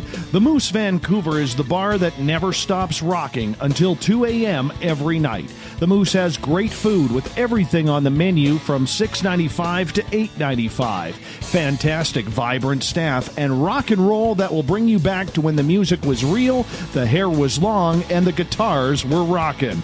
Get your party on at the Moose Vancouver, the official party bar of Spaced Out Radio. Hi there, this is Geraldine Orozco from San Francisco's Bay Area Meditation. I invite you to join me the first Tuesday of every month with Dave Scott for Spaced Out Radio's The Spiritual You. In this fast-paced world we live in, it's time for you to take some time for you. We'll cover every possible subject from powerful meditation to healing techniques to your own intuition and spirituality. So come join us for The Spiritual You. So, you love talk radio? Then you'll love TalkStreamLive.com. TalkStream Live is always on, 24/7, with the best streaming talk shows. Find your favorite talkers and discover some new ones. It's free, readily available online or on mobile with any smartphone or tablet. Finding your favorite talk shows all in one place has gotten a whole lot easier. Just go to TalkStreamLive.com. Be sure to download the free apps from Google Play or the iTunes App Store. A timepiece is a reflection of who you are, and what better way to show off the real you than with an Escape watch? Escape is a lifestyle brand accessorizing your days and nights. Choose to escape and create the life of discovery that you deserve. Dream, play, unite with your own personalized Escape watch. Head to escapewatches.com. There is no time like the present to enjoy your escape. Use promo code SMF2017 for your 20% discount today. Visit purpleplates.com today. For over 40 years, the Purple Energy Plates have been delivering amazing results for their many customers. Inspired by the great genius Nikola Tesla, the harmony, healing, and energetic effects of the plates have proven over and over to be beneficial and often miraculous to thousands of customers. Check their site for daily specials and choose from their many energy products. You won't be sorry. Visit them today at purpleplates.com.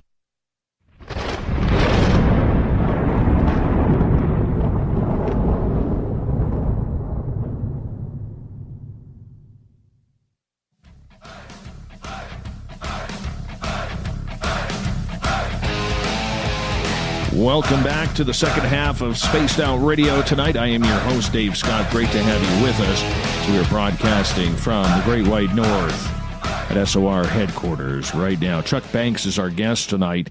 He is a paranormal author, researcher. His latest book, Peering into the Void, can be found on Amazon.com. Highly suggest you go check out Chuck and his books. My good friend, Chuck, welcome back. Hey, buddy, I appreciate it. It's amazing how fast this is going. Always does. Always does. I don't know why, but it just seems to fly by. Wow. Chuck, I want to ask you about the paranormal. Okay, and let's get into ghost hunting, investigations, tours, whatever it may be. All right, there are a lot of people out there who claim they live in a haunted house. They call up their local team to come on in, help deal with it, and they think the situation is gone. When you look at paranormal teams, and we're going to have a little bit of a different look at this rather than, trying to, be like all the other shows and just bite the heads off of every paranormal investigator out there, or the majority of them. But I do want to ask this in regards to that. Are these paranormal teams helping, for the most part, in any sort of spiritual way? I think that their heart is in the right place, and I say most of them. I do believe, however, that with the invention of social media, there are many armchair paranormal groups out there that are just in it to basically get this rush, to get this darkness. And I met a group about 3 years ago. I've since cut ties, but they just wanted to find a demon. And, folks, anytime that you're out there doing that, I just can't back you up. It's one of those things. Now, there are groups out there, Dave, that are helping. And if they're in over their head, they're reaching out, because there are a plethora of individuals out there that can help, to deal with these, more negative situations. But there are a lot of groups out there, too, that have no business and have no idea what they're doing. And they're going in and doing these residential cases, and it's just making matters worse, especially for the people that have to go through it on a daily basis. I understand that, but do they understand? Do they understand the actual spiritual side of things, Chuck? Well, it's one of those things where there are paranormal groups out there that some of them they're trying to prove and gain evidence versus trying to help these folks out. I do think that there are groups out there that are good, that they go about it the right way. But at the end of the day, I think there's probably one group, and then there's 100 other groups that are going about it the wrong way. Does that make sense? Yeah, well, absolutely. And trying to stay to the positive, because it is so easy to hit that negative side of everything. When you are looking at these paranormal teams, what investigation techniques do you believe should stay, maybe look at a little bit deeper, and some that should just go away because they aren't helping things? Well, if these paranormal investigative teams, you have to be made up of not just one person. I believe that you need to have a few people involved, and I believe in the EVPs, the data collection, but I also believe that it's important to to evaluate the situation to make sure that there's not a psychological issue, that's involved, that sort of stuff. That's pretty important. I think anytime that you're going into, these type of situations, but every paranormal group has a resident psychic. Some of them really good, some of them not so good. But as far as what to use, the EVP recorders. I personally utilize the SB7, but I also I utilize these tools, along with my spiritual tool, and basically we get back together at the end and figure out kind of what's going on. I also believe that it's important for those teams to sit down with the clients and discuss what's going on and to make sure that there is a situation that's not just a psychological order. I get that, and I can appreciate that. Do you believe then that because of the way teams are investigating, we may or may not be actually causing some sort of spiritual attack on the client, on the residents, on the place of work, the cemetery, wherever it may be? Well, it's one of those things where you see on TV a lot, these people provoking when nothing's taking place, because ultimately, I've been on numerous paranormal investigations, and I'll tell you that a lot of times nothing happens. Yeah, you know what I'm saying? Nothing happens. But you see again on these, whether it's on TV, whether you see them on Facebook Live, whatever, and they're provoking. And they're trying to draw this stuff out when they shouldn't do that. It's one of the biggest no-nos in the business, in my opinion, is to not provoke. I've seen teams charge, Dave, and that bothers me as well. That hits a nerve with me, because if you're truly going out and trying to help individuals regarding that, then you have to keep that. You have to keep that away. You have to keep money out of that situation. I got to tell you, Chuck, I got some weird energy, like something is staring at me from outside my broadcast studio window right now. Now, I know it's not our resident alien, Carl. I know that. Not Carl in the chat room, Carl the alien. I know it's not him. It is weird, though. It doesn't feel negative, just feels strange.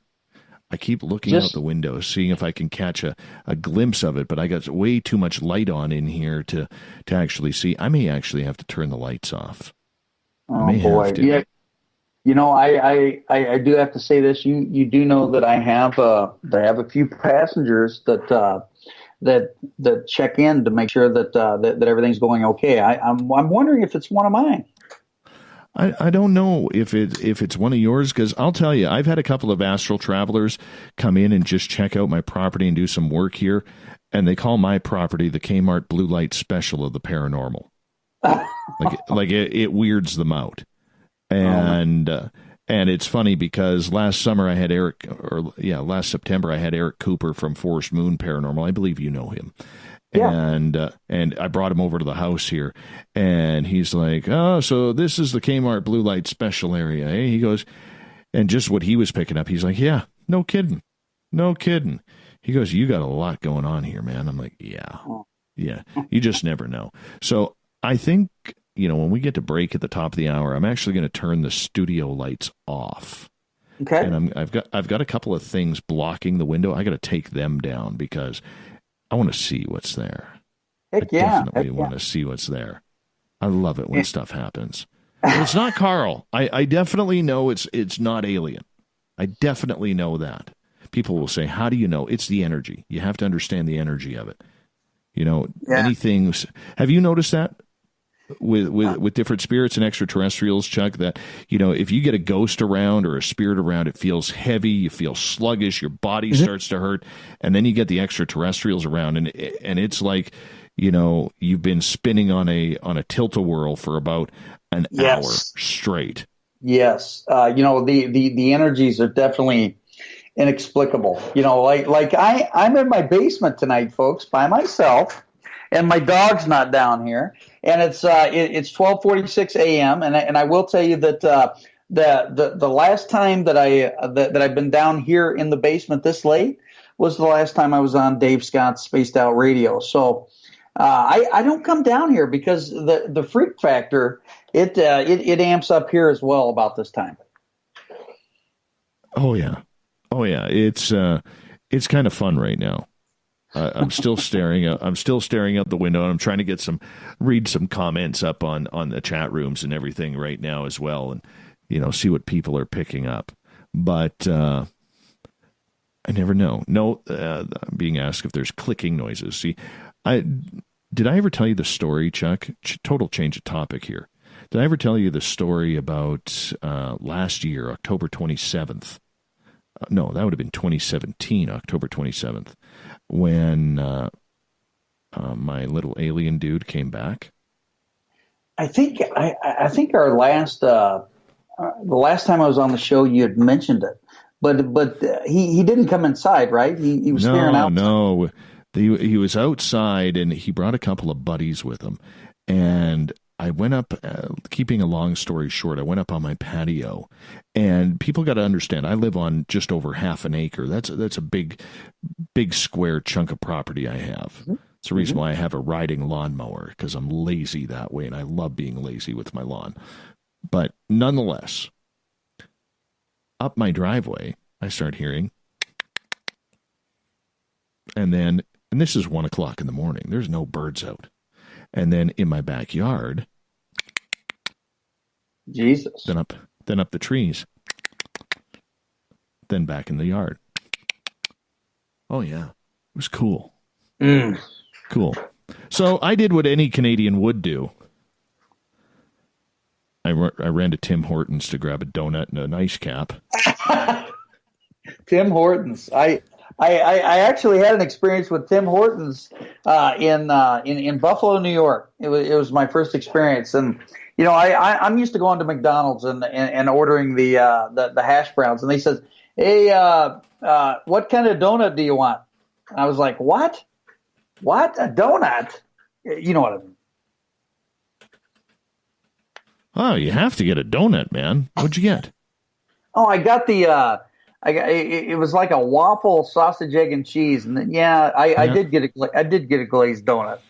Well, of course, it's a combo, man. It's the combo. I'm still upset with Tim Hortons though, because now about 4 years ago they got rid of the best donut that they had. It was called a Dutchie, and it was square. It had no hole in the middle, and I like raisins. Okay, I've always liked raisins, and it had raisins inside the dough, and then it was cooked, and then it was covered in the icing, in like the sugar icing, like you would get a honey glaze type donut. And it was the perfect donut. It was absolutely perfect. And for some reason they stopped making those, I've been upset with Tim Hortons ever since.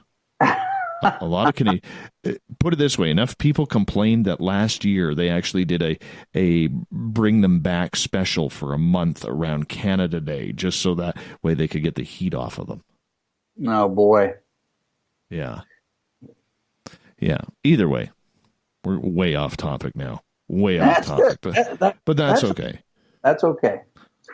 Yeah. Renee in the chat room states, because now that we're way off topic, Renee in the chat room states, I still cannot get over the Ghost Box session with Bill Hauser and the Close Encounters of the Third Kind music that came on when we were trying to talk with Carl.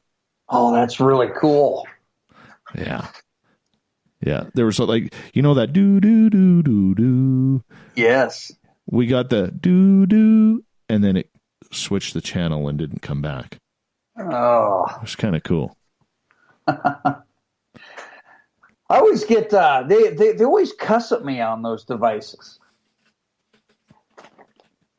Yeah, it's funny because as we've expanded more into terrestrial radio, it's like the spirits when Bill Hauser does that. We don't get the swear words as much anymore. They're not as prevalent. They're not yelling out like the 7 bad words you can't say on terrestrial radio. It's like they're hiding them. They're muffling them now. That's funny. Oh, it's hilarious. It's like, hey, spirits, you cannot cuss anymore, right? Oh, yeah. We have to read for every Ghost Box session, we got to read the spirits of the FCC and the CRTC guidelines because we got 2 countries to worry about, right? Yes, absolutely. Oh, man. Yeah, that tripped me out. Whatever it is left the window now. Oh, I'm not feeling it. It's still around. I think it walked back into the back area. Yeah. Great. I think it walked back there, but it's not by the window anymore, just out of my sight. Well, either way, I can't even see it because, like I said, the lights are on. If I look out my window right now, I see a reflection of the studio door. Yeah, the temperature change in my basement went from like 68 to about 50. That's interesting. Well, that's because you're cold as ice and willing to sacrifice your love. Oh, yeah. That's Foreigner. And folks, that's a great song. No kidding. It was weird. As I was saying that, all of a sudden and this has never happened, all of a sudden I was hearing myself speak in real time. Like my headphones were on to hear myself speak. That was trippy. That never happens. That's could be a weird. Skype thing. Could be a Skype thing, but I love it. I love it when the weird stuff happens. Got to quickly try and figure it out on the fly. We haven't even hit 1 a.m. in the haunted basement yet. And it's already cold. Oh, yeah. It's coming. It's coming. That is it, man. That is completely it. Chuck, getting back to the whole paranormal side of everything, one of the questions you asked me the other day on your show was regarding, what can we do to improve? What do we have to do for credibility? Never mind, like we know the bad stuff that everybody does. But if you're an investigator in this, and in your opinion, Chuck, what do you have to do to get that mainstream type credibility better? Well, first and foremost, you have to be willing to share your evidence. You have to be willing to be open for other groups to interpret without getting, like get your feelings hurt or something like that. And truly, I think you have to go back to the bare bones. What am I doing today that can help this field along to eventually perhaps to even make it a science? You know what I'm saying? To be able to develop something and make it better than when you showed up. I think too many people they're in it to get noticed instead of truly investigating and trying to find answers that we all want to know. I mean, we all want to know what is on the other side. We all want to experience that. I get that. We want to all experience something weird. And how are we creating that message, though, for the public who is an investigator, maybe believes but not an investigator, or maybe is completely skeptical? Are we doing a good job at relaying the message? Well, it's one of those things where one bad apple, can disrupt an entire apple cart. And, we see it in radio, we see it in the paranormal, we see it in education, we see it in life in general. It's one of those things where every false step or every false group, that may fake evidence or, they get in these spats or whatever. And I see it every day on social media. Most of the time I just, I unfriend and move on, or I make it so I can't see their comments or whatever. But truly, you just have to get with, as far as changing what is taking place in the paranormal or, the UFO land or Bigfoot or cryptids. I think we just have to, we have to share our evidence and be willing to take some discretion, from the individuals that are out there. How do you bypass the ego, though? Oh boy, you're never truly going to bypass all the ego. That's never going to happen. It's one of those things. You can lead a horse to water, but you can't make him drink. You have to. Sometimes people, even the liars, they lie so much that they believe their lies. And it's going to be really tough, to get over that hump. Ego is huge, and it's something that will be rather difficult to get over. Oh, I fully agree with you. We got about 90 seconds before we need to go to break tonight, Chuck. And this will wrap up hour number 2 with you. Hard to believe we're 2 hours in. But on the flip side, with everything, are people in danger of having these teams come over, or are they relatively safe for people who do not know? Well, I'll say this, and I'll say it right away here. Folks are in danger if the people don't have their health, their mindset in mind. If a person's going to do it wrong with negative intentions and connotations, then it's very dangerous. So people definitely have to be, definitely search out and be skeptical, of any group that could perhaps be like that. I appreciate that. When we get back, we're going to continue Paranormal Talk on Spaced Out Radio with Chuck Banks. We got him for about another half an hour on this show. That's going to be a lot of fun, Chuck. Let's see how fast that half hour goes. Oh, it's going to go fast, buddy. Oh, exactly. It's going to boot on by because we are cruising. I can't believe we're through 2 hours already tonight, but that's what happens when you got a great guest like Chuck on, and he's very open and very knowledgeable with what he is talking about and just tells it the way it is. And if he's right, he's right. If he's wrong, he'll tell you. That's why we like him around here. Chuck has a bunch of books on Amazon that you can pick up. Go to Amazon.com, or if you're in Canada, go to Amazon.ca. His latest book, Peering into the Void. Highly suggest you pick it up. Go for it. It'll be a good read for you. You're listening to Spaced Out Radio. Final hour coming up right after this.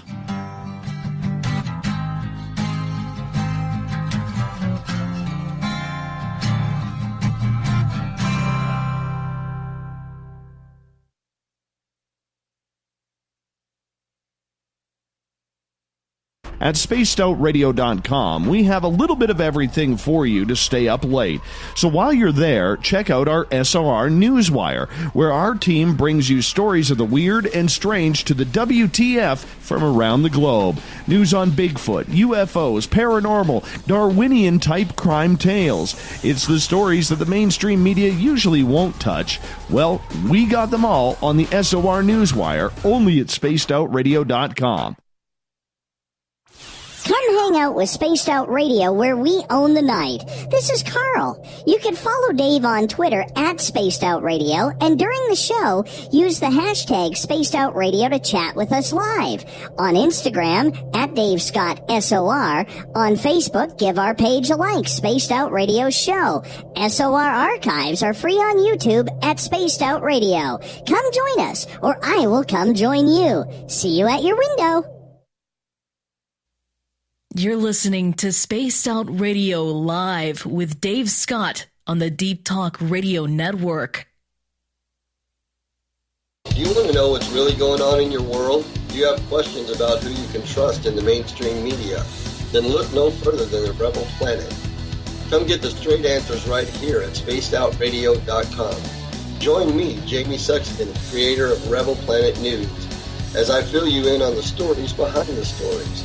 All you truth seekers, be sure to tune in to Rebel Planet on spacedoutradio.com the third Thursday of every month. Looking for a place to advertise at a very reasonable cost? Look no further than Spaced Out Radio. SpacedOutRadio.com has an advertising tab that you can click to check out our daily, weekly, and monthly packages to play on the radio, or our website including social media. From commercial spots to banners, we have it all. Check out our competitive pricing today. The Call of the Wild is in Vancouver. The Moose Vancouver is one of the hottest bars and restaurants in the city. Open until 2 a.m. nightly, the Moose will rock you like a hurricane all night long. Great food with everything on the menu at $6.95 near the corner of Nelson and Granville. Get your horns up and come rock with us. The Moose Vancouver, the official rocking bar of Spaced Out Radio.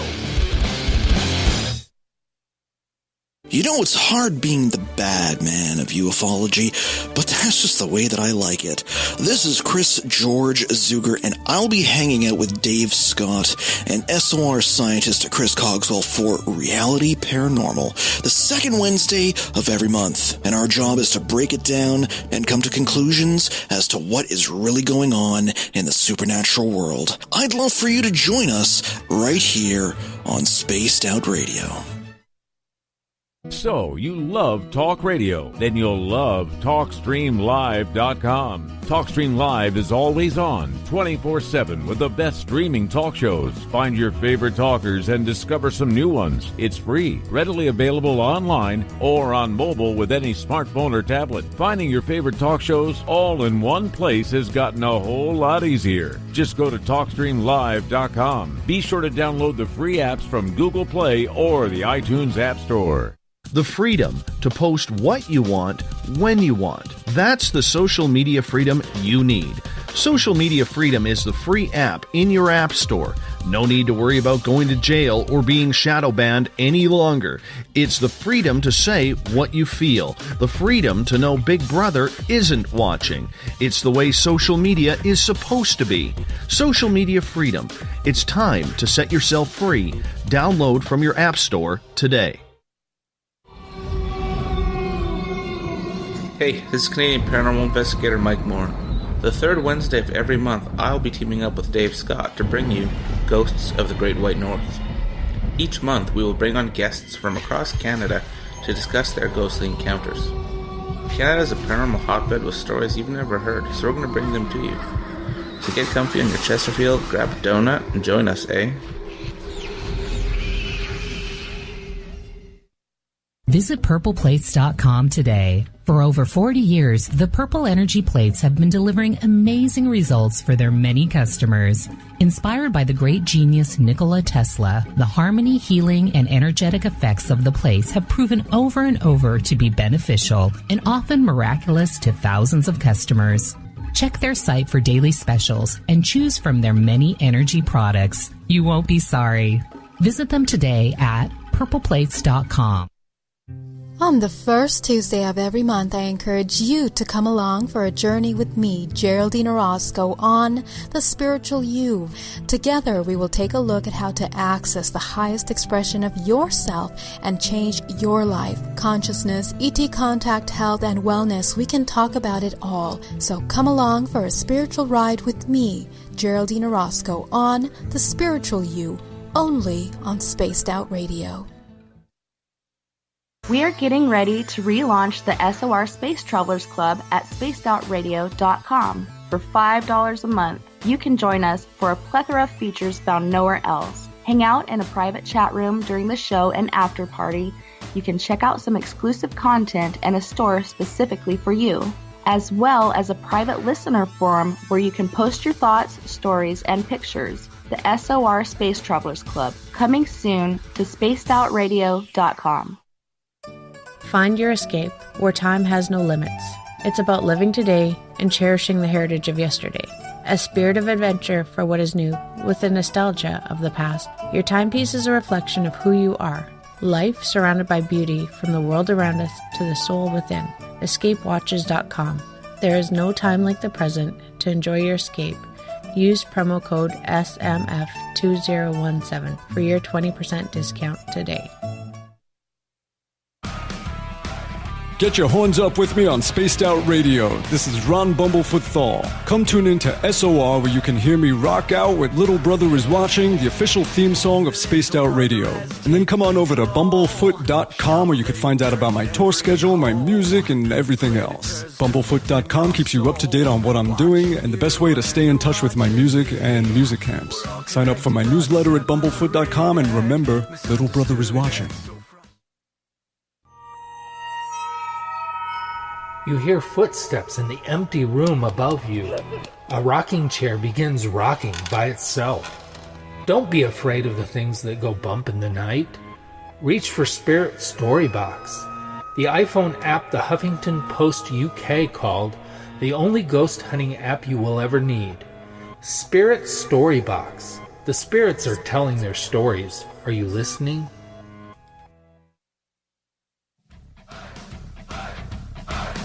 Would you like to connect with us? Head to spacedoutradio.com for all your latest show info.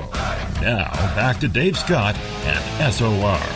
Welcome back to the third and final hour of Spaced Out Radio. Tonight, I am your host, Dave Scott. Great to have you with us. This weekend, while I'm off finding my Zen, my Chi, Tessa Nicole Thomas will take over SOR headquarters with Spaced Out Weekend. She gets going at 9:06 Pacific. Make that 9 o'clock Pacific. Midnight Eastern at spacedoutradio.com.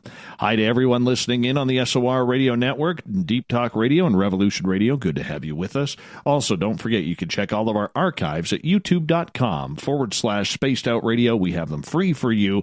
Just do me the favor, hit that subscribe button. Desert Clam has set the password for tonight in the SOR Space Travelers Club. Epiphenomenalism. Epiphenomenalism is your password.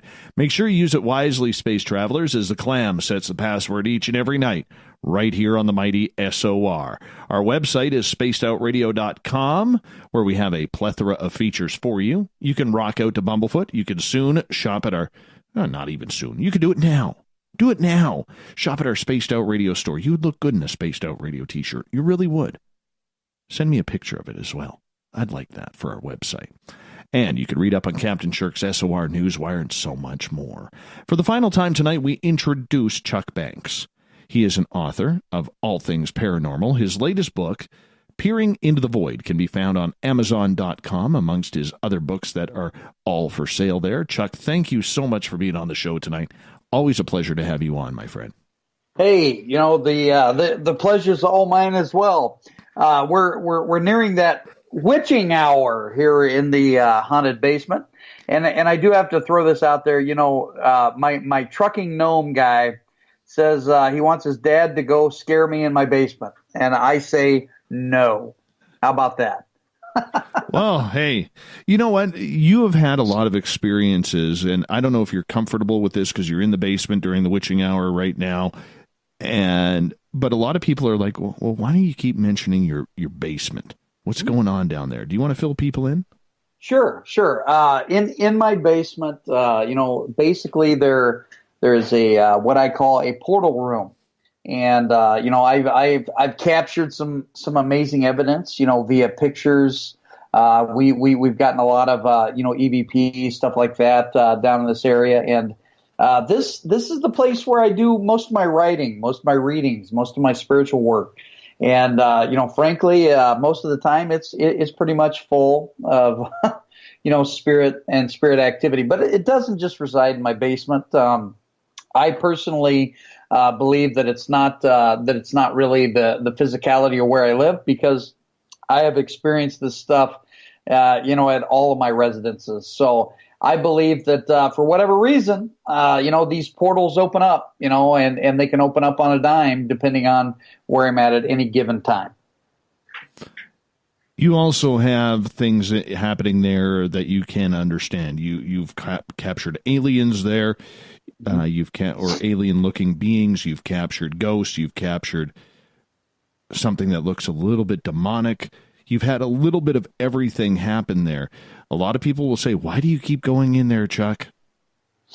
Well, it's one of those things where the curiosity killed the cat. I am still curious. I still do some self-exploration, and basically I have one room, Dave, that I constantly keep locked up. But, I'm telling you, buddy, there are times that I will leave for the day. I'll come home, and my chair that I have sitting up underneath my desk will be pointing towards the door into the other room that resides to this room. And then there's another doorway that is my portal room where, I send a lot of the spirits back to which hence they came. And that's where I got that being that probably looks a little demonic. Why do I keep coming down here? Well, it is my space ultimately. It's where I do my work, and I do have it pretty much locked up tight. Do spirits still mess with me? In my bedroom, yes. But as far as the darker spirits, they are not allowed to pass in, past this room. So that's just kind of the way it is. What's your thoughts, Chuck, on communication with spirit? Because you're somebody who does it naturally through psychic ability, but there's a lot of people who use different items, whether it's Ouija boards, tea leaves, dowsing rods, crystals, you name it. People will use it to try and communicate with the other side. Spirit boxes, REM pods, whatever. Is there a difference, Chuck? Sorry to cut you off. Is there a difference between using any of those items? Because I don't see a difference between any of them, yet other people will say, well, I'll use dowsing rods or I will use a pendulum, but stay the hell away from a Ouija board. I'm not going near it. Yeah, I mean, whether it's a Ouija board, whether it's an EVP recorder, whether it's a spirit box, whether it's the dowsing rods, whatever it is, they're all methods, to communicate with the other side. And, all of them are the same, in my opinion. Can you get good spirits to come through and communicate with you? Absolutely. But can you get some negative to come through as well? That's the case as well. Folks just have to be cautious. You have to be careful. It's one of those things. I will tell you, Dave, as far as my readings, that I was doing kind of part-time, I'm no longer doing any readings whatsoever or healing sessions until I figure out my current situation, which I have a darker passenger that will not get the hint and leave, and I'm right now I basically realized that but before I can help anybody else, I have to help myself first, and I have to discern what's going on, and right now it's one of those times where I'm investigating and figuring out what's going on so I can rid it, and so I can go out and help folks. Yeah, because it really is. You can't concentrate or heal others if you can't heal yourself. Absolutely. How real is that statement? Well, it's 100% real. Anytime that you're self-afflicted with a situation, especially when you look, whether it's paranormal, whether it's spiritual, whatever, and you're discerning during that time, if you have to be careful because it can create havoc, with other folks. There have been times where I didn't do this, and it bit me in the butt, the proverbial spiritual butt a few times, and it can affect the people you're trying to help. So you have to be extremely careful. Chuck, there are a lot of people out there who've maybe never been in a haunted house. They've never lived in one. They would love some sort of spiritual activity, contact in their home, just to say that they've had it. They want a cool story to tell. You know what I'm saying? Yeah. And, we always tell people on this show, be careful what you wish for. Whether it's ET contact, whether it's ghosts, whether it's, Sasquatch, Dogman, even the gnomes. We always tell people to be careful what you wish for in regards to that. How many times have you had to deal with situations where people have had that experience, or maybe they've conjured up something and now they're like a little destitute because they don't know how to deal with it?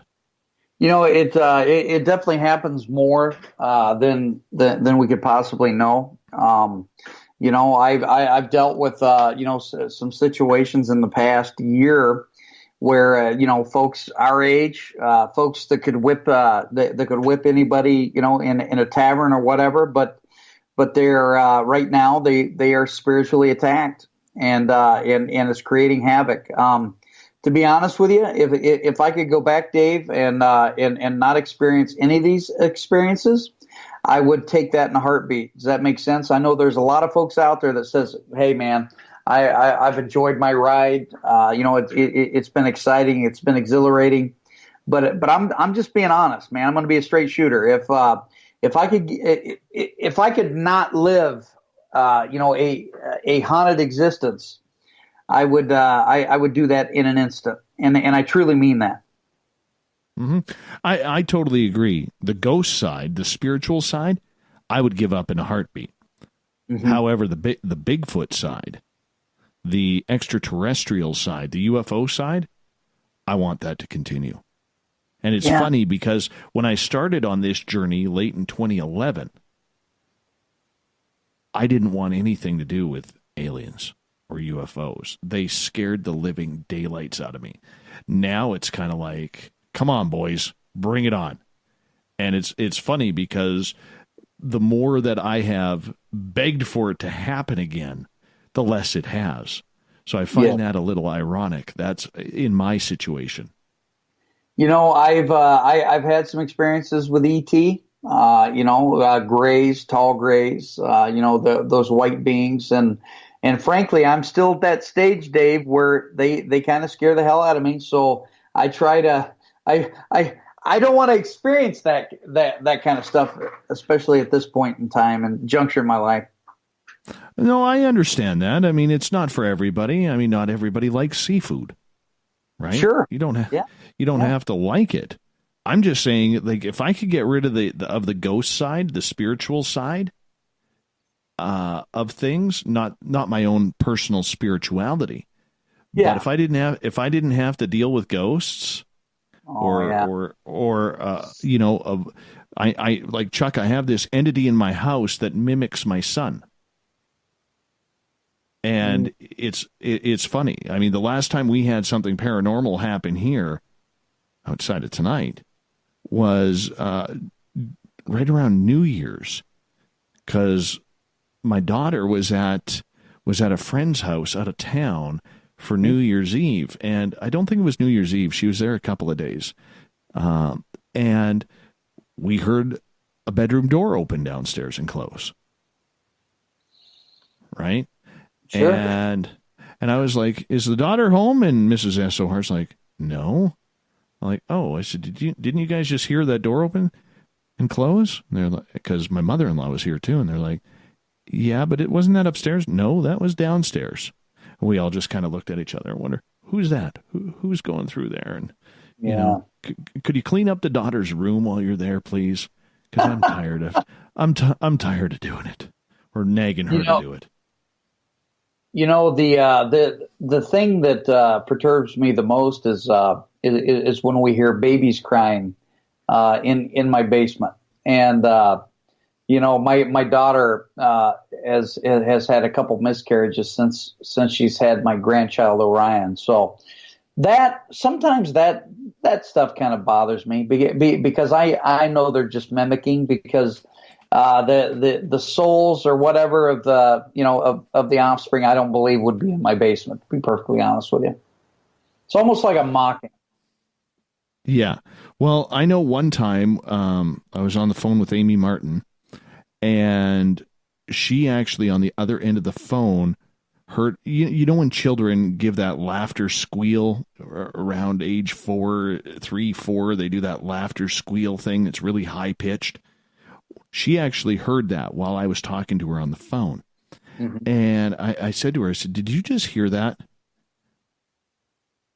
And she goes, "Hear what?" I said, "Did you hear that sound, that noise? It sounded like my boy Colby." And she's like, "Yeah." I said, "My boy isn't home. he's 10 minutes away, a 10-minute drive away at daycare. And she's like, well, go upstairs and see if he's there. Then maybe Mrs. SOR went and got him, and now they're at home now. So I went upstairs. Of course, nobody's up there. Checked the driveway. The vehicle is still not there. And she's like, I'm staying on the phone with you until we go to that, until you drive to the daycare to pick him up. Because I was within like 5 minutes of having to leave to go pick him up. And she wanted to hear his voice. And he squealed. You know, we got him in the car seat. He was having a real good day, and he squealed again. And she's like, that was the same. I'm like, yeah, that was the same. That's the kind of stuff I think is kind of cool, but eerie at the same time. If I could give it up, though, I totally would. Yep. You have to. You have to, Chuck. Yeah. And too, you know, it's one of those things, too, where I have reached out to a few individuals, and we're going to try some stuff, you know, to try to get rid of, you know, some of these darker, you know, aspects that continue to be around, even when I am in a good place. Yeah, you have to be in a good place for it, because if you're rattled, it can hit you pretty hard. Oh, hardcore. Talking about spiritual attacks, what's one that you have had that still kind of gives you the heebie-jeebies? Well, I had an experience last year. I was in Kansas City, Missouri, a part of a Paracon, and I went with a client, you know, to communicate with one of her family members that had passed. And you know, I went into that. I was able to communicate with the client's family member really well. She wanted to take me down, you know, to a stretch of land, and we went down there. And literally, Dave, you know, I got to a point where I felt like I was in quicksand. I felt like I weighed 1,000 pounds. Felt like my heart was going to beat out of my chest. The sweat was pouring off, and I could go no further. And it was like Dave, something was sucking the life right out of me. And you know, it's one of those cases that it took me a long time to shake that off. I would say 6 to 8 weeks. And, you know, that type of an attack, definitely, you know, I look back and you know, if you want to call something demonic, that was a very demonic situation, that I had to deal with. And, you know, I came back, with my client to the Paracon. You know, my good friend, Allie Westrick was there, and she said it was like, she says my whole complexion, man. I was like pitch white. It was like I had just ran a marathon. Scary, man. We are down to our final 5.5, 6 minutes with you tonight, and this show has flown on by. Chuck, looking towards the paranormal and the experiences you have, you know, can you now figure out if and when they're going to happen? Have you noticed any type of patterns that you catch up on in regards to when your spirits or entities are going to make their presence known? Absolutely. You know, the anxiety, I call it the butterfly effect when you look at the solar plexus. I get a stabbing pain in my left side anytime that I'm going to be dealing with something dark, you know, something that's not good. As far as other spirits, when they show up, man, I just see them. They show up. Sometimes you know, it makes me jump. Other times I'm like, okay, why are you bothering me tonight? But yeah, it's one of those things that I can definitely tell the difference between you know, whether or not it's a darker or evil presence versus just you know, whether it's a loved one or whether it's someone else's loved one stopping by and wanting me to push a message out. Oh yeah, it's pretty weird, man. It's pretty weird when that happens, eh? Like you can't control it. You can't control it. Have you ever, though, put yourself in that situation or in harm's way just to see what the effects would be to experience what other people are experiencing? Ask that one more time. Have you ever put yourself in harm's way when it comes to spirit? Yes, and it was extremely stupid. Taking on an energy, of somebody else that you fear for their life, which at times, that's just one of those things that definitely, comes about. And I believe that we have to be careful, especially us that are intuitive. Anytime that you put yourself in that situation, you have to be ready to deal with the karma that's going to unload on you after you do that. It is something that you don't really want to do or make a habit of, but on the flip side, if you have to, you have to, considering you kind of know how to deal with it. Have you ever battled any entities out there that you just, outside of the one in your basement, that you just cannot figure out? There was there was a situation, and I can't remember the name of the town. It's about an hour away from Kansas City, Missouri, but it's further east. And I was unable to get rid of that particular entity, so I had to, call on a group, a respected group in the area, and they came in and kind of took it from there. You just have to be careful. I was in over my head at that point, and I realized it. And I was able, and the good news is I've created a list of individuals that I trust that can take care of those situations if they were to arise. I got a question from Angel in the chat room here, and she is asking, Chuck, what about spiritual scars? Oh boy, that they are aplenty with me, and I know that I've had conversations with Angel in the past about this, and we've talked about it. Anytime that you're touched by what I would call a darker entity, those scars stay, and but they can heal a little bit, but at this point I've been unable to go unscathed or be totally healed from it. Does that make sense? Does it stick with you physically? Physically, as far as my situation with my health, as far as my situation, a good friend of mine, hadn't talked to her in over, a couple years, and she says that I've aged probably 10 years in the last 5. So yeah, it most definitely can affect you, and you see it.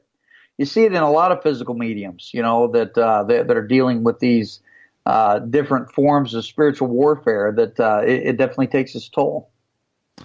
Chuck, we only got about a minute left with you tonight, my friend, and what a pleasure it's been to have you on the air with us once again on the show, and love having you here, and especially when you get your books done. We always like to bring you back.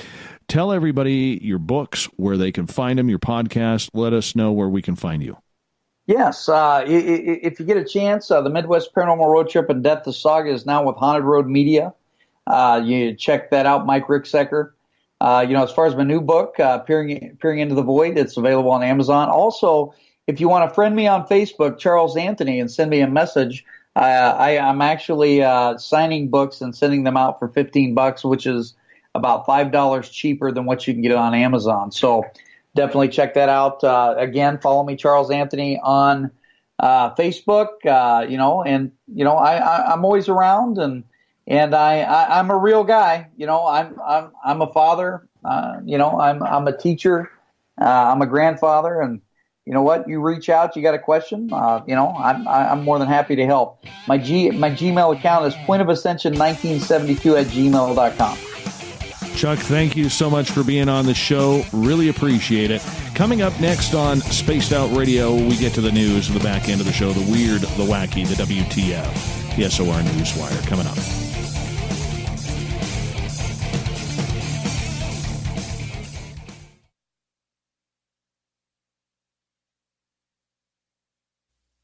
You're listening to Spaced Out Radio Live with Dave Scott on the Deep Talk Radio Network. Hi there, this is Geraldine Orozco from San Francisco's Bay Area Meditation. I invite you to join me the first Tuesday of every month with Dave Scott for Spaced Out Radio's The Spiritual You. In this fast-paced world we live in, it's time for you to take some time for you. We'll cover every possible subject from powerful meditation to healing techniques to your own intuition and spirituality. So come join us for The Spiritual You. Hello, this is your guitar man, Ron Bumblefoot Thal, and I have to tell you, I love the response I get for Little Brother is Watching from Spaced Out Radio fans. It's amazing how music can inspire and make people think deeper about what's going on in the supernatural world.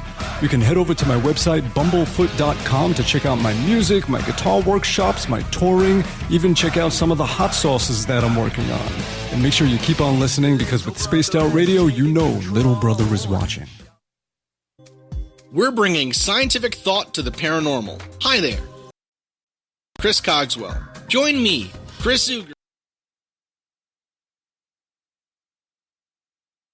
when it comes to everything paranormal. We'll investigate and try to bring sensible answers to those straight and sometimes outlandish questions people have. Hey, not everything has an answer, but we'll do our best. Listen in to Reality Paranormal only on Spaced Out Radio. Visit purpleplates.com today. For over 40 years, the Purple Energy Plates have been delivering amazing results for their many customers. Inspired by the great genius Nikola Tesla, the harmony, healing, and energetic effects of the plates have proven over and over to be beneficial and often miraculous to thousands of customers. Check their site for daily specials and choose from their many energy products. You won't be sorry. Visit them today at purpleplates.com. Are you intrigued by Paranormal Talk Radio? You'll love the new Paranormal Radio app from TalkStream Live. You'll find a great selection of talk shows covering UFOs, ghosts, strange phenomena, and much more. Download the Paranormal Radio app now and start listening to the very best in paranormal talk entertainment, including the network you're listening to right now, the Paranormal Radio app, free in Google Play and the iOS App Store. So, you love talk radio? Then you'll love TalkStreamLive.com. TalkStream Live is always on, 24/7, with the best streaming talk shows. Find your favorite talkers and discover some new ones. It's free, readily available online or on mobile with any smartphone or tablet. Finding your favorite talk shows all in one place has gotten a whole lot easier. Just go to TalkStreamLive.com. Be sure to download the free apps from Google Play or the iTunes App Store. Coming soon to our website, spacedoutradio.com, is the SOR Space Travelers Club. For just $5 a month, you can get into a private area on our site where you can hang with other listeners in our chat room, post in our forum, and check out a bunch of exclusive content and store that won't be found anywhere else, including a nightly after-show party with Dave. It's going to be the best $5 a month you're going to spend. The SOR Space Travelers, only at spacedoutradio.com. Are you tired of being blocked, shadow banned, or placed in jail for simply posting your thoughts on social media? Social Media Freedom can take care of that for you. Social Media Freedom is the newest and one of the best free new apps that allows you the freedom to post what you want, when you want. It takes seconds to download from your app store. Come join the tribe at Social Media Freedom. It's time to set yourself free. Heading to Vancouver and looking for a night on the town?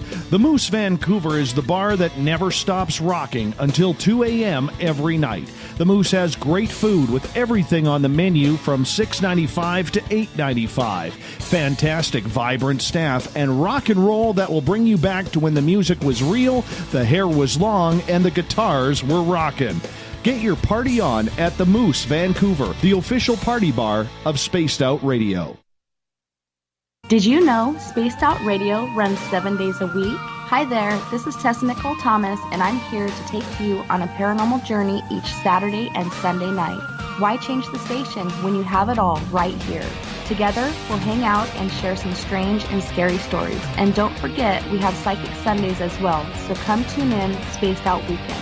We get going at 9 p.m. Pacific, midnight Eastern, only at spacedoutradio.com, where we own the night. You know, it's hard being the bad man of ufology, but that's just the way that I like it. This is Chris George Zuger, and I'll be hanging out with Dave Scott and SOR scientist Chris Cogswell for Reality Paranormal, the second Wednesday of every month. And our job is to break it down and come to conclusions as to what is really going on in the supernatural world. I'd love for you to join us right here on Spaced Out Radio. You hear footsteps in the empty room above you. A rocking chair begins rocking by itself. Don't be afraid of the things that go bump in the night. Reach for Spirit Storybox, the iPhone app the Huffington Post UK called the only ghost hunting app you will ever need. Spirit Storybox. The spirits are telling their stories. Are you listening? Looking for a place to advertise at a very reasonable cost? Look no further than Spaced Out Radio. SpacedOutRadio.com has an advertising tab that you can click to check out our daily, weekly, and monthly packages to play on the radio, or our website including social media. From commercial spots to banners, we have it all. Check out our competitive pricing today. A timepiece is a reflection of who you are, and what better way to show off the real you than with an Escape watch? Escape is a lifestyle brand accessorizing your days and nights. Choose to escape and create the life of discovery that you deserve. Dream, play, unite with your own personalized Escape watch. Head to escapewatches.com. There is no time like the present to enjoy your escape. Use promo code SMF2017 for your 20% discount today.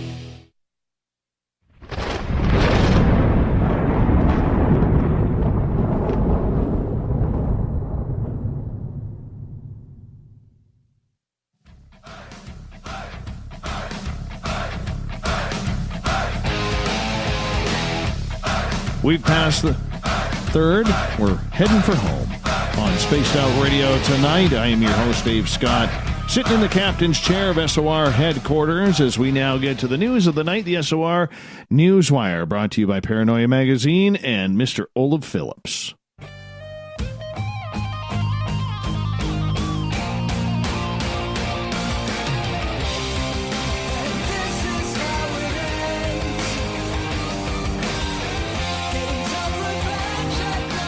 The news is always changing, which is why we bring you the SOR News Wire at the back end of every show, talking about the weird, the wacky, the WTF of the stories that may not get the mainstream play.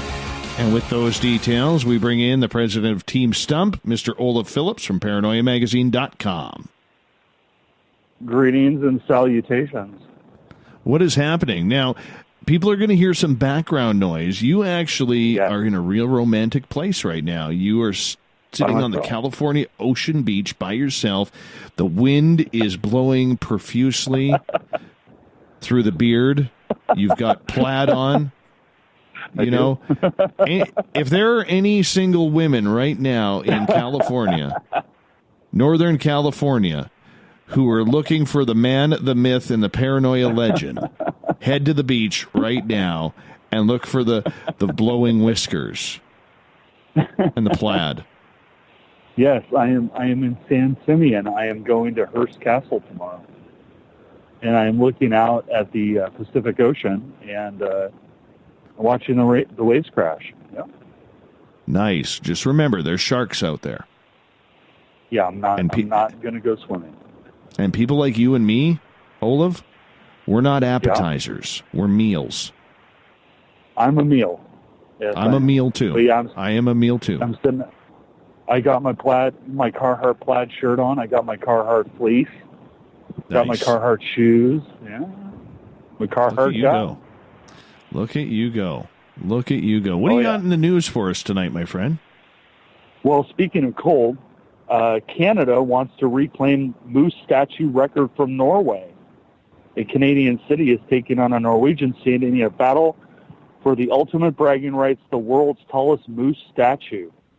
Mayor Fraser Tolmie of Moose Jaw, Saskatchewan, said his own statue, Mac the Moose, held the record for 31 years until it was taken in 2015 by a silvery statue erected between Oslo and Trondheim.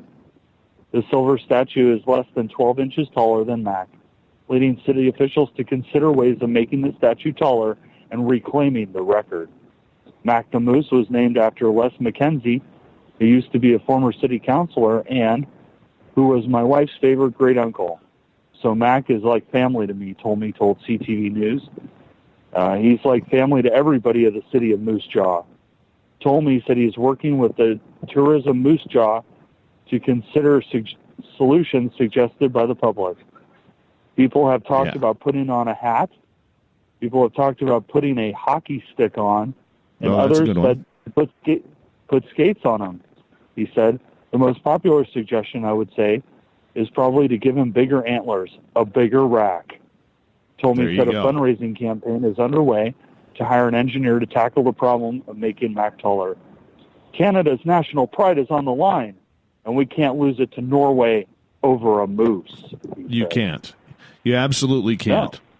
No. You know, hey, we are Moose Pride. The Moose Jaw Warriors, CFB Moose Jaw, the Big Two, hanging out there. Oh, yeah. Pride is on the line here. It is. Pride is absolutely on the line. You know, there is an island that Canada has been battling Denmark for, I believe, the last 50 years. And Would that be Greenland? It's right in between Greenland and Nunavut. Some of the islands, like Baffin Island, goes way up there. It's just small little fjord. And, you know, I think we need to use the word fjord a little bit more on this show. Because it rolls off the tongue nicely. Very smooth. It does. Anyways. It's a very classy word. So what happens here is this military battle that happens between the Canadian Armed Forces and the Dutch or the Danish Denmark. What are they? Yeah, Danish Armed Forces is when we go to the island to check it on out, they will find that the Danes have been there, and we got to take down their flag. And we take their bottle of booze that they leave for us, and then we put up a Canadian flag and leave a bottle of Crown Royal just to make sure to show them what real drink is like. That's how we do war here in Canada, man. It's all over booze and flag. Booze and flag. Yeah. All right. Well, there's disturbing news coming out of Florida. I thought I better break this to you. Wild monkeys infected with... This only comes from Florida. Wild monkeys infected with herpes virus may double in Florida. On the Silver River, Florida, wild monkeys who are infected with the virus dangerous to humans are roaming Florida. Some of the wild rhesus macaques in Silver Springs Park not only carry the herpes B virus, but have it in their saliva and other bodily fluids. This poses a potential risk of spreading the disease to any humans who are bitten or scratched. The population of monkeys could double in the next few years. Human cases of the virus have been rare, with less than 50 documented worldwide. There have been no known transmissions of it to people from the wild rhesus macaques in Florida or elsewhere.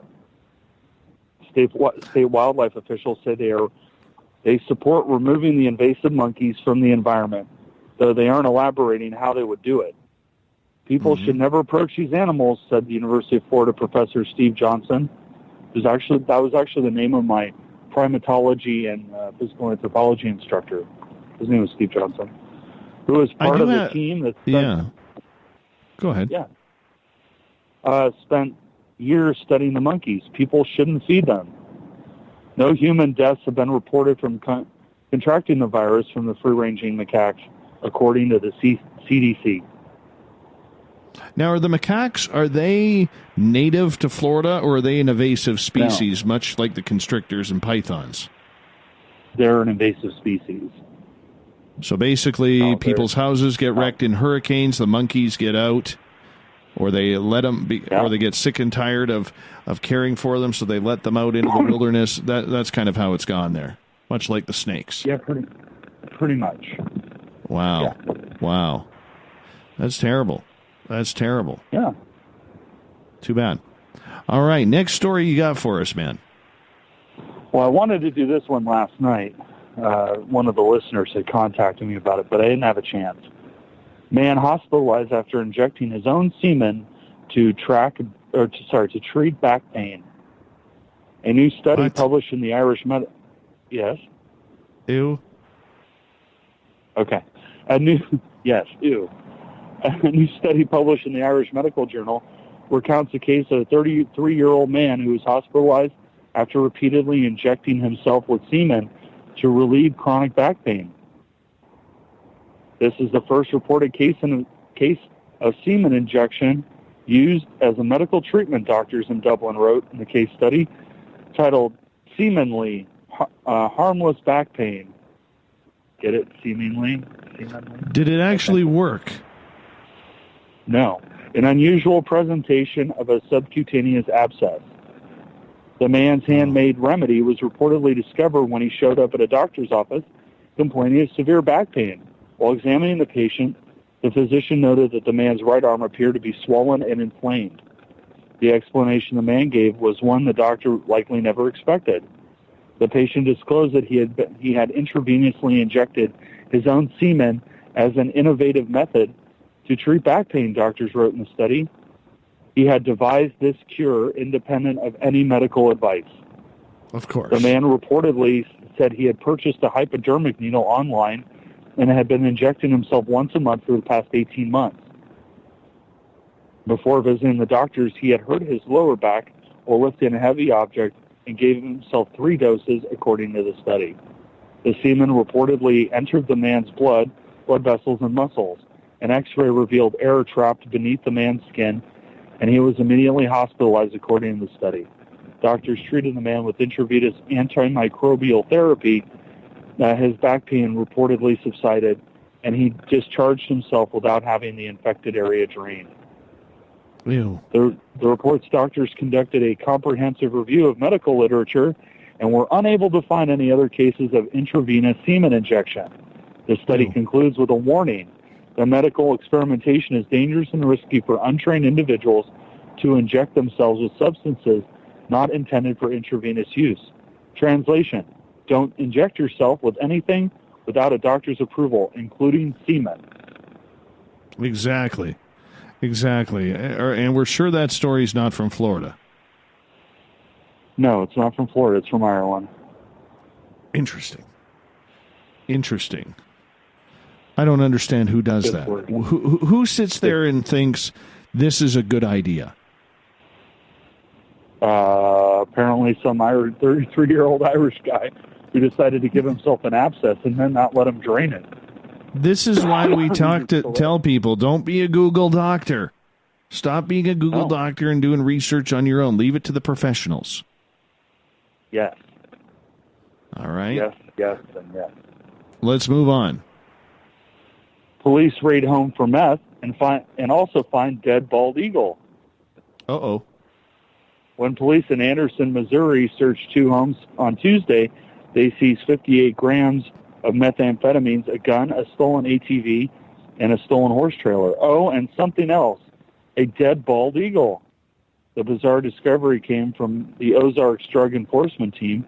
The McDonald County Sheriff's Office and Anderson Police Department served 2 search warrants simultaneously to 2 houses, according to 4 State's homepage.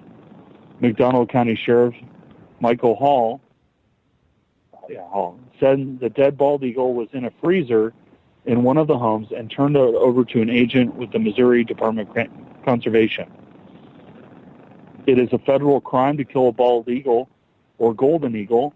Hall told the HuffPo he believes possessing one, living or dead, is also illegal. He said it is still unknown how the dead eagle came to roost in the freezer, as a suspect of that home was not there during the search. Authorities arrested 65-year-old James Kivett for outstanding warrants in Newton County, and charges are pending on items discovered at his house. Hall said the charges are also being sought against a suspect at the residence where the dead bald eagle was found. No kidding. No kidding. Why kill the eagle? I don't know. Up here, killing a bald eagle or a freshwater sturgeon comes with a 10-year prison sentence and up to $1 million fine. It's illegal here, too. Yeah. I don't know about the sturgeon, but the bald eagle is. Yeah, sturgeon aren't. Up here they are, though. I don't know. And then why would you put it in the freezer? You go visit every once in a while? Well, you must have... freezer and go, hey, that's my dead bald eagle. Now, okay, I bet you the guy was probably storing it there until he had enough money to get it stuffed. Probably. You know, stuffed and mounted. Probably. I mean, that's what's ridiculous about it. I mean, or going to make money on a First Nations reserve. Possibly. Yeah. Just very weird. It's weird. Totally weird. I don't like it. Do not like it a bit. On that note, let's get to the thought of the day, shall we? Thought of the day. Well, let's wrap this up. Let's do it.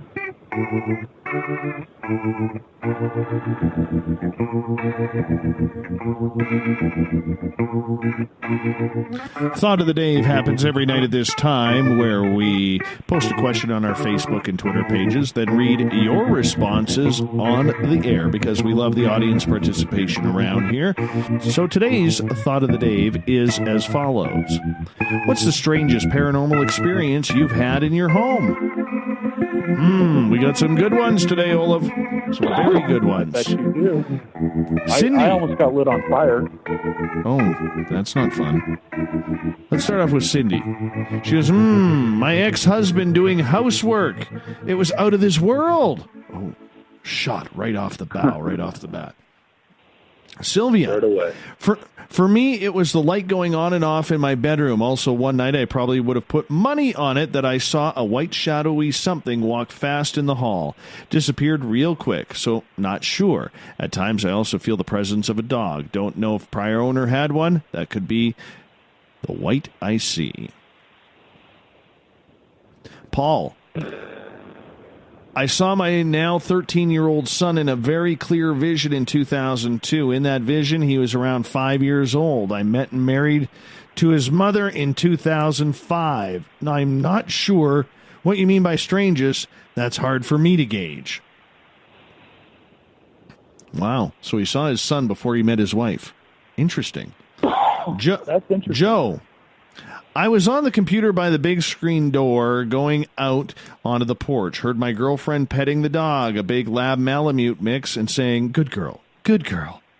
I could hear the collar shaking. Just then I heard my girlfriend come out of the bathroom down the hall. I turned and looked out the screen door, and the dog was just sitting there looking at me. Who was petting the dog? Who was saying, good girl? Oh, that's a good one. Oob. That's a good one. That's a good one. J.A. states, our silverware goes missing often. We buy more than once or twice a year. It mysteriously comes back. Just me and hubby at home, so we stop buying more and have plastic utensils on standby in case of dinner parties during a utensil shortage. I'm pretty sure it's my dad, who was a great practical joker. April Fool's was his favorite day. Coincidentally, he passed here with me in my home on April 1st, about 7 years ago. He also leaves pennies. Canadian here. We don't have any in the house. Well, there are no pennies left in Canada, except for the ones that people store in their houses. We got rid of the penny a couple years ago. It's so much nicer.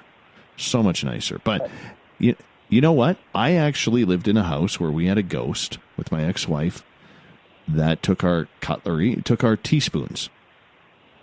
Teaspoons. That's it. Teaspoons and drinking glasses just disappeared. So I know what she's going through. Robin, I have heard someone say, can you help me, a couple of times around my house. Tracy, I woke up to a huge bang at 4 a.m. in the morning. I asked my husband, what was that? He said he didn't hear a thing. 20 minutes later, I got a call that my grandmother had passed. We were very close, so 4 a.m. would have been the time she passed. Eugene, sudden, gigantic booming sounds, missing items found in other locations, and shadow people. Marianne, the visitations that haunted my childhood home. The beings came from the closet. Let's running out of time. I got one for you. Okay, we got 30 seconds for you. 30 seconds. So my oldest son, when he was still in a crib, we had a baby monitor with a camera. Yeah. And one night we were sleeping and we heard him giggling, and he couldn't talk really, and he was blabbering about something and interacting with someone, and giggling and laughing and giggling and laughing, and you could hear movement and whatever. And it sounded like somebody was holding onto the edge of the crib.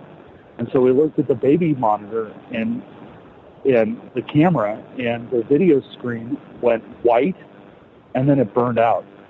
Oh, weird. And we ran in there, and the camera had bricked, never to work again. And he was standing up, laughing, and just happy as a clam. We think that it was my dad's cousin, but we called her aunt. Interesting. She had passed, and we thought that she was coming for a visit. Nice story. We're going to quickly get in two more. Jennifer, I was sitting in my office working on my computer. The room beside me had a piano. I started to hear the piano playing. Random sounds like a cat walking on top of the keys. I got up to open the door and stared at the piano. There was no cat. Walked back to the office, sat back down, started working. Then very strongly, the keys slamming down and making the loud noise again. At this point, I got scared. Got back up, flew the door open to find there was nothing there. I talked to the ghost and asked if they like my piano. I worked a few more hours on the computer with no noise. When I was finished, I walked at the 2 flights of stairs, and when my foot touched the top stair, the piano absolutely exploded in noise again, and the banging continued like a child playing on the keys. We're going to wrap it up right there, Olav. Let us know where we can find Paranoia Magazine. ParanoiaMagazine.com, Paranoia Mag on Twitter, Paranoia Mag on Instagram. It's rad. Totally rad. Thank you, buddy. Appreciate it. Big thank you to Captain Shirk on the SOR News Wire, which you found on the news tab on our website, spacedoutradio.com. We got Mr. Ron Bumblefoot THAL rocking in the background with Little Brother Is Watching. Bumblefoot is the official music of Spaced Out Radio, rocking in and out of every single show. Get your horns up for the guitar god himself. Big thank you to Chuck Banks for coming on the show tonight. This weekend, Tessa Nicole Thomas is at headquarters with the weekend show Saturday and Sunday night, starting at 9 p.m. Pacific, midnight Eastern. Thank you to everybody listening this week. Thanks for having our backs. Thanks for having fun with us, because together, my friends,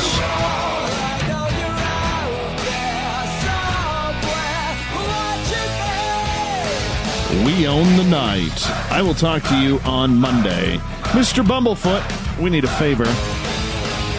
We need you to take us home. Good night.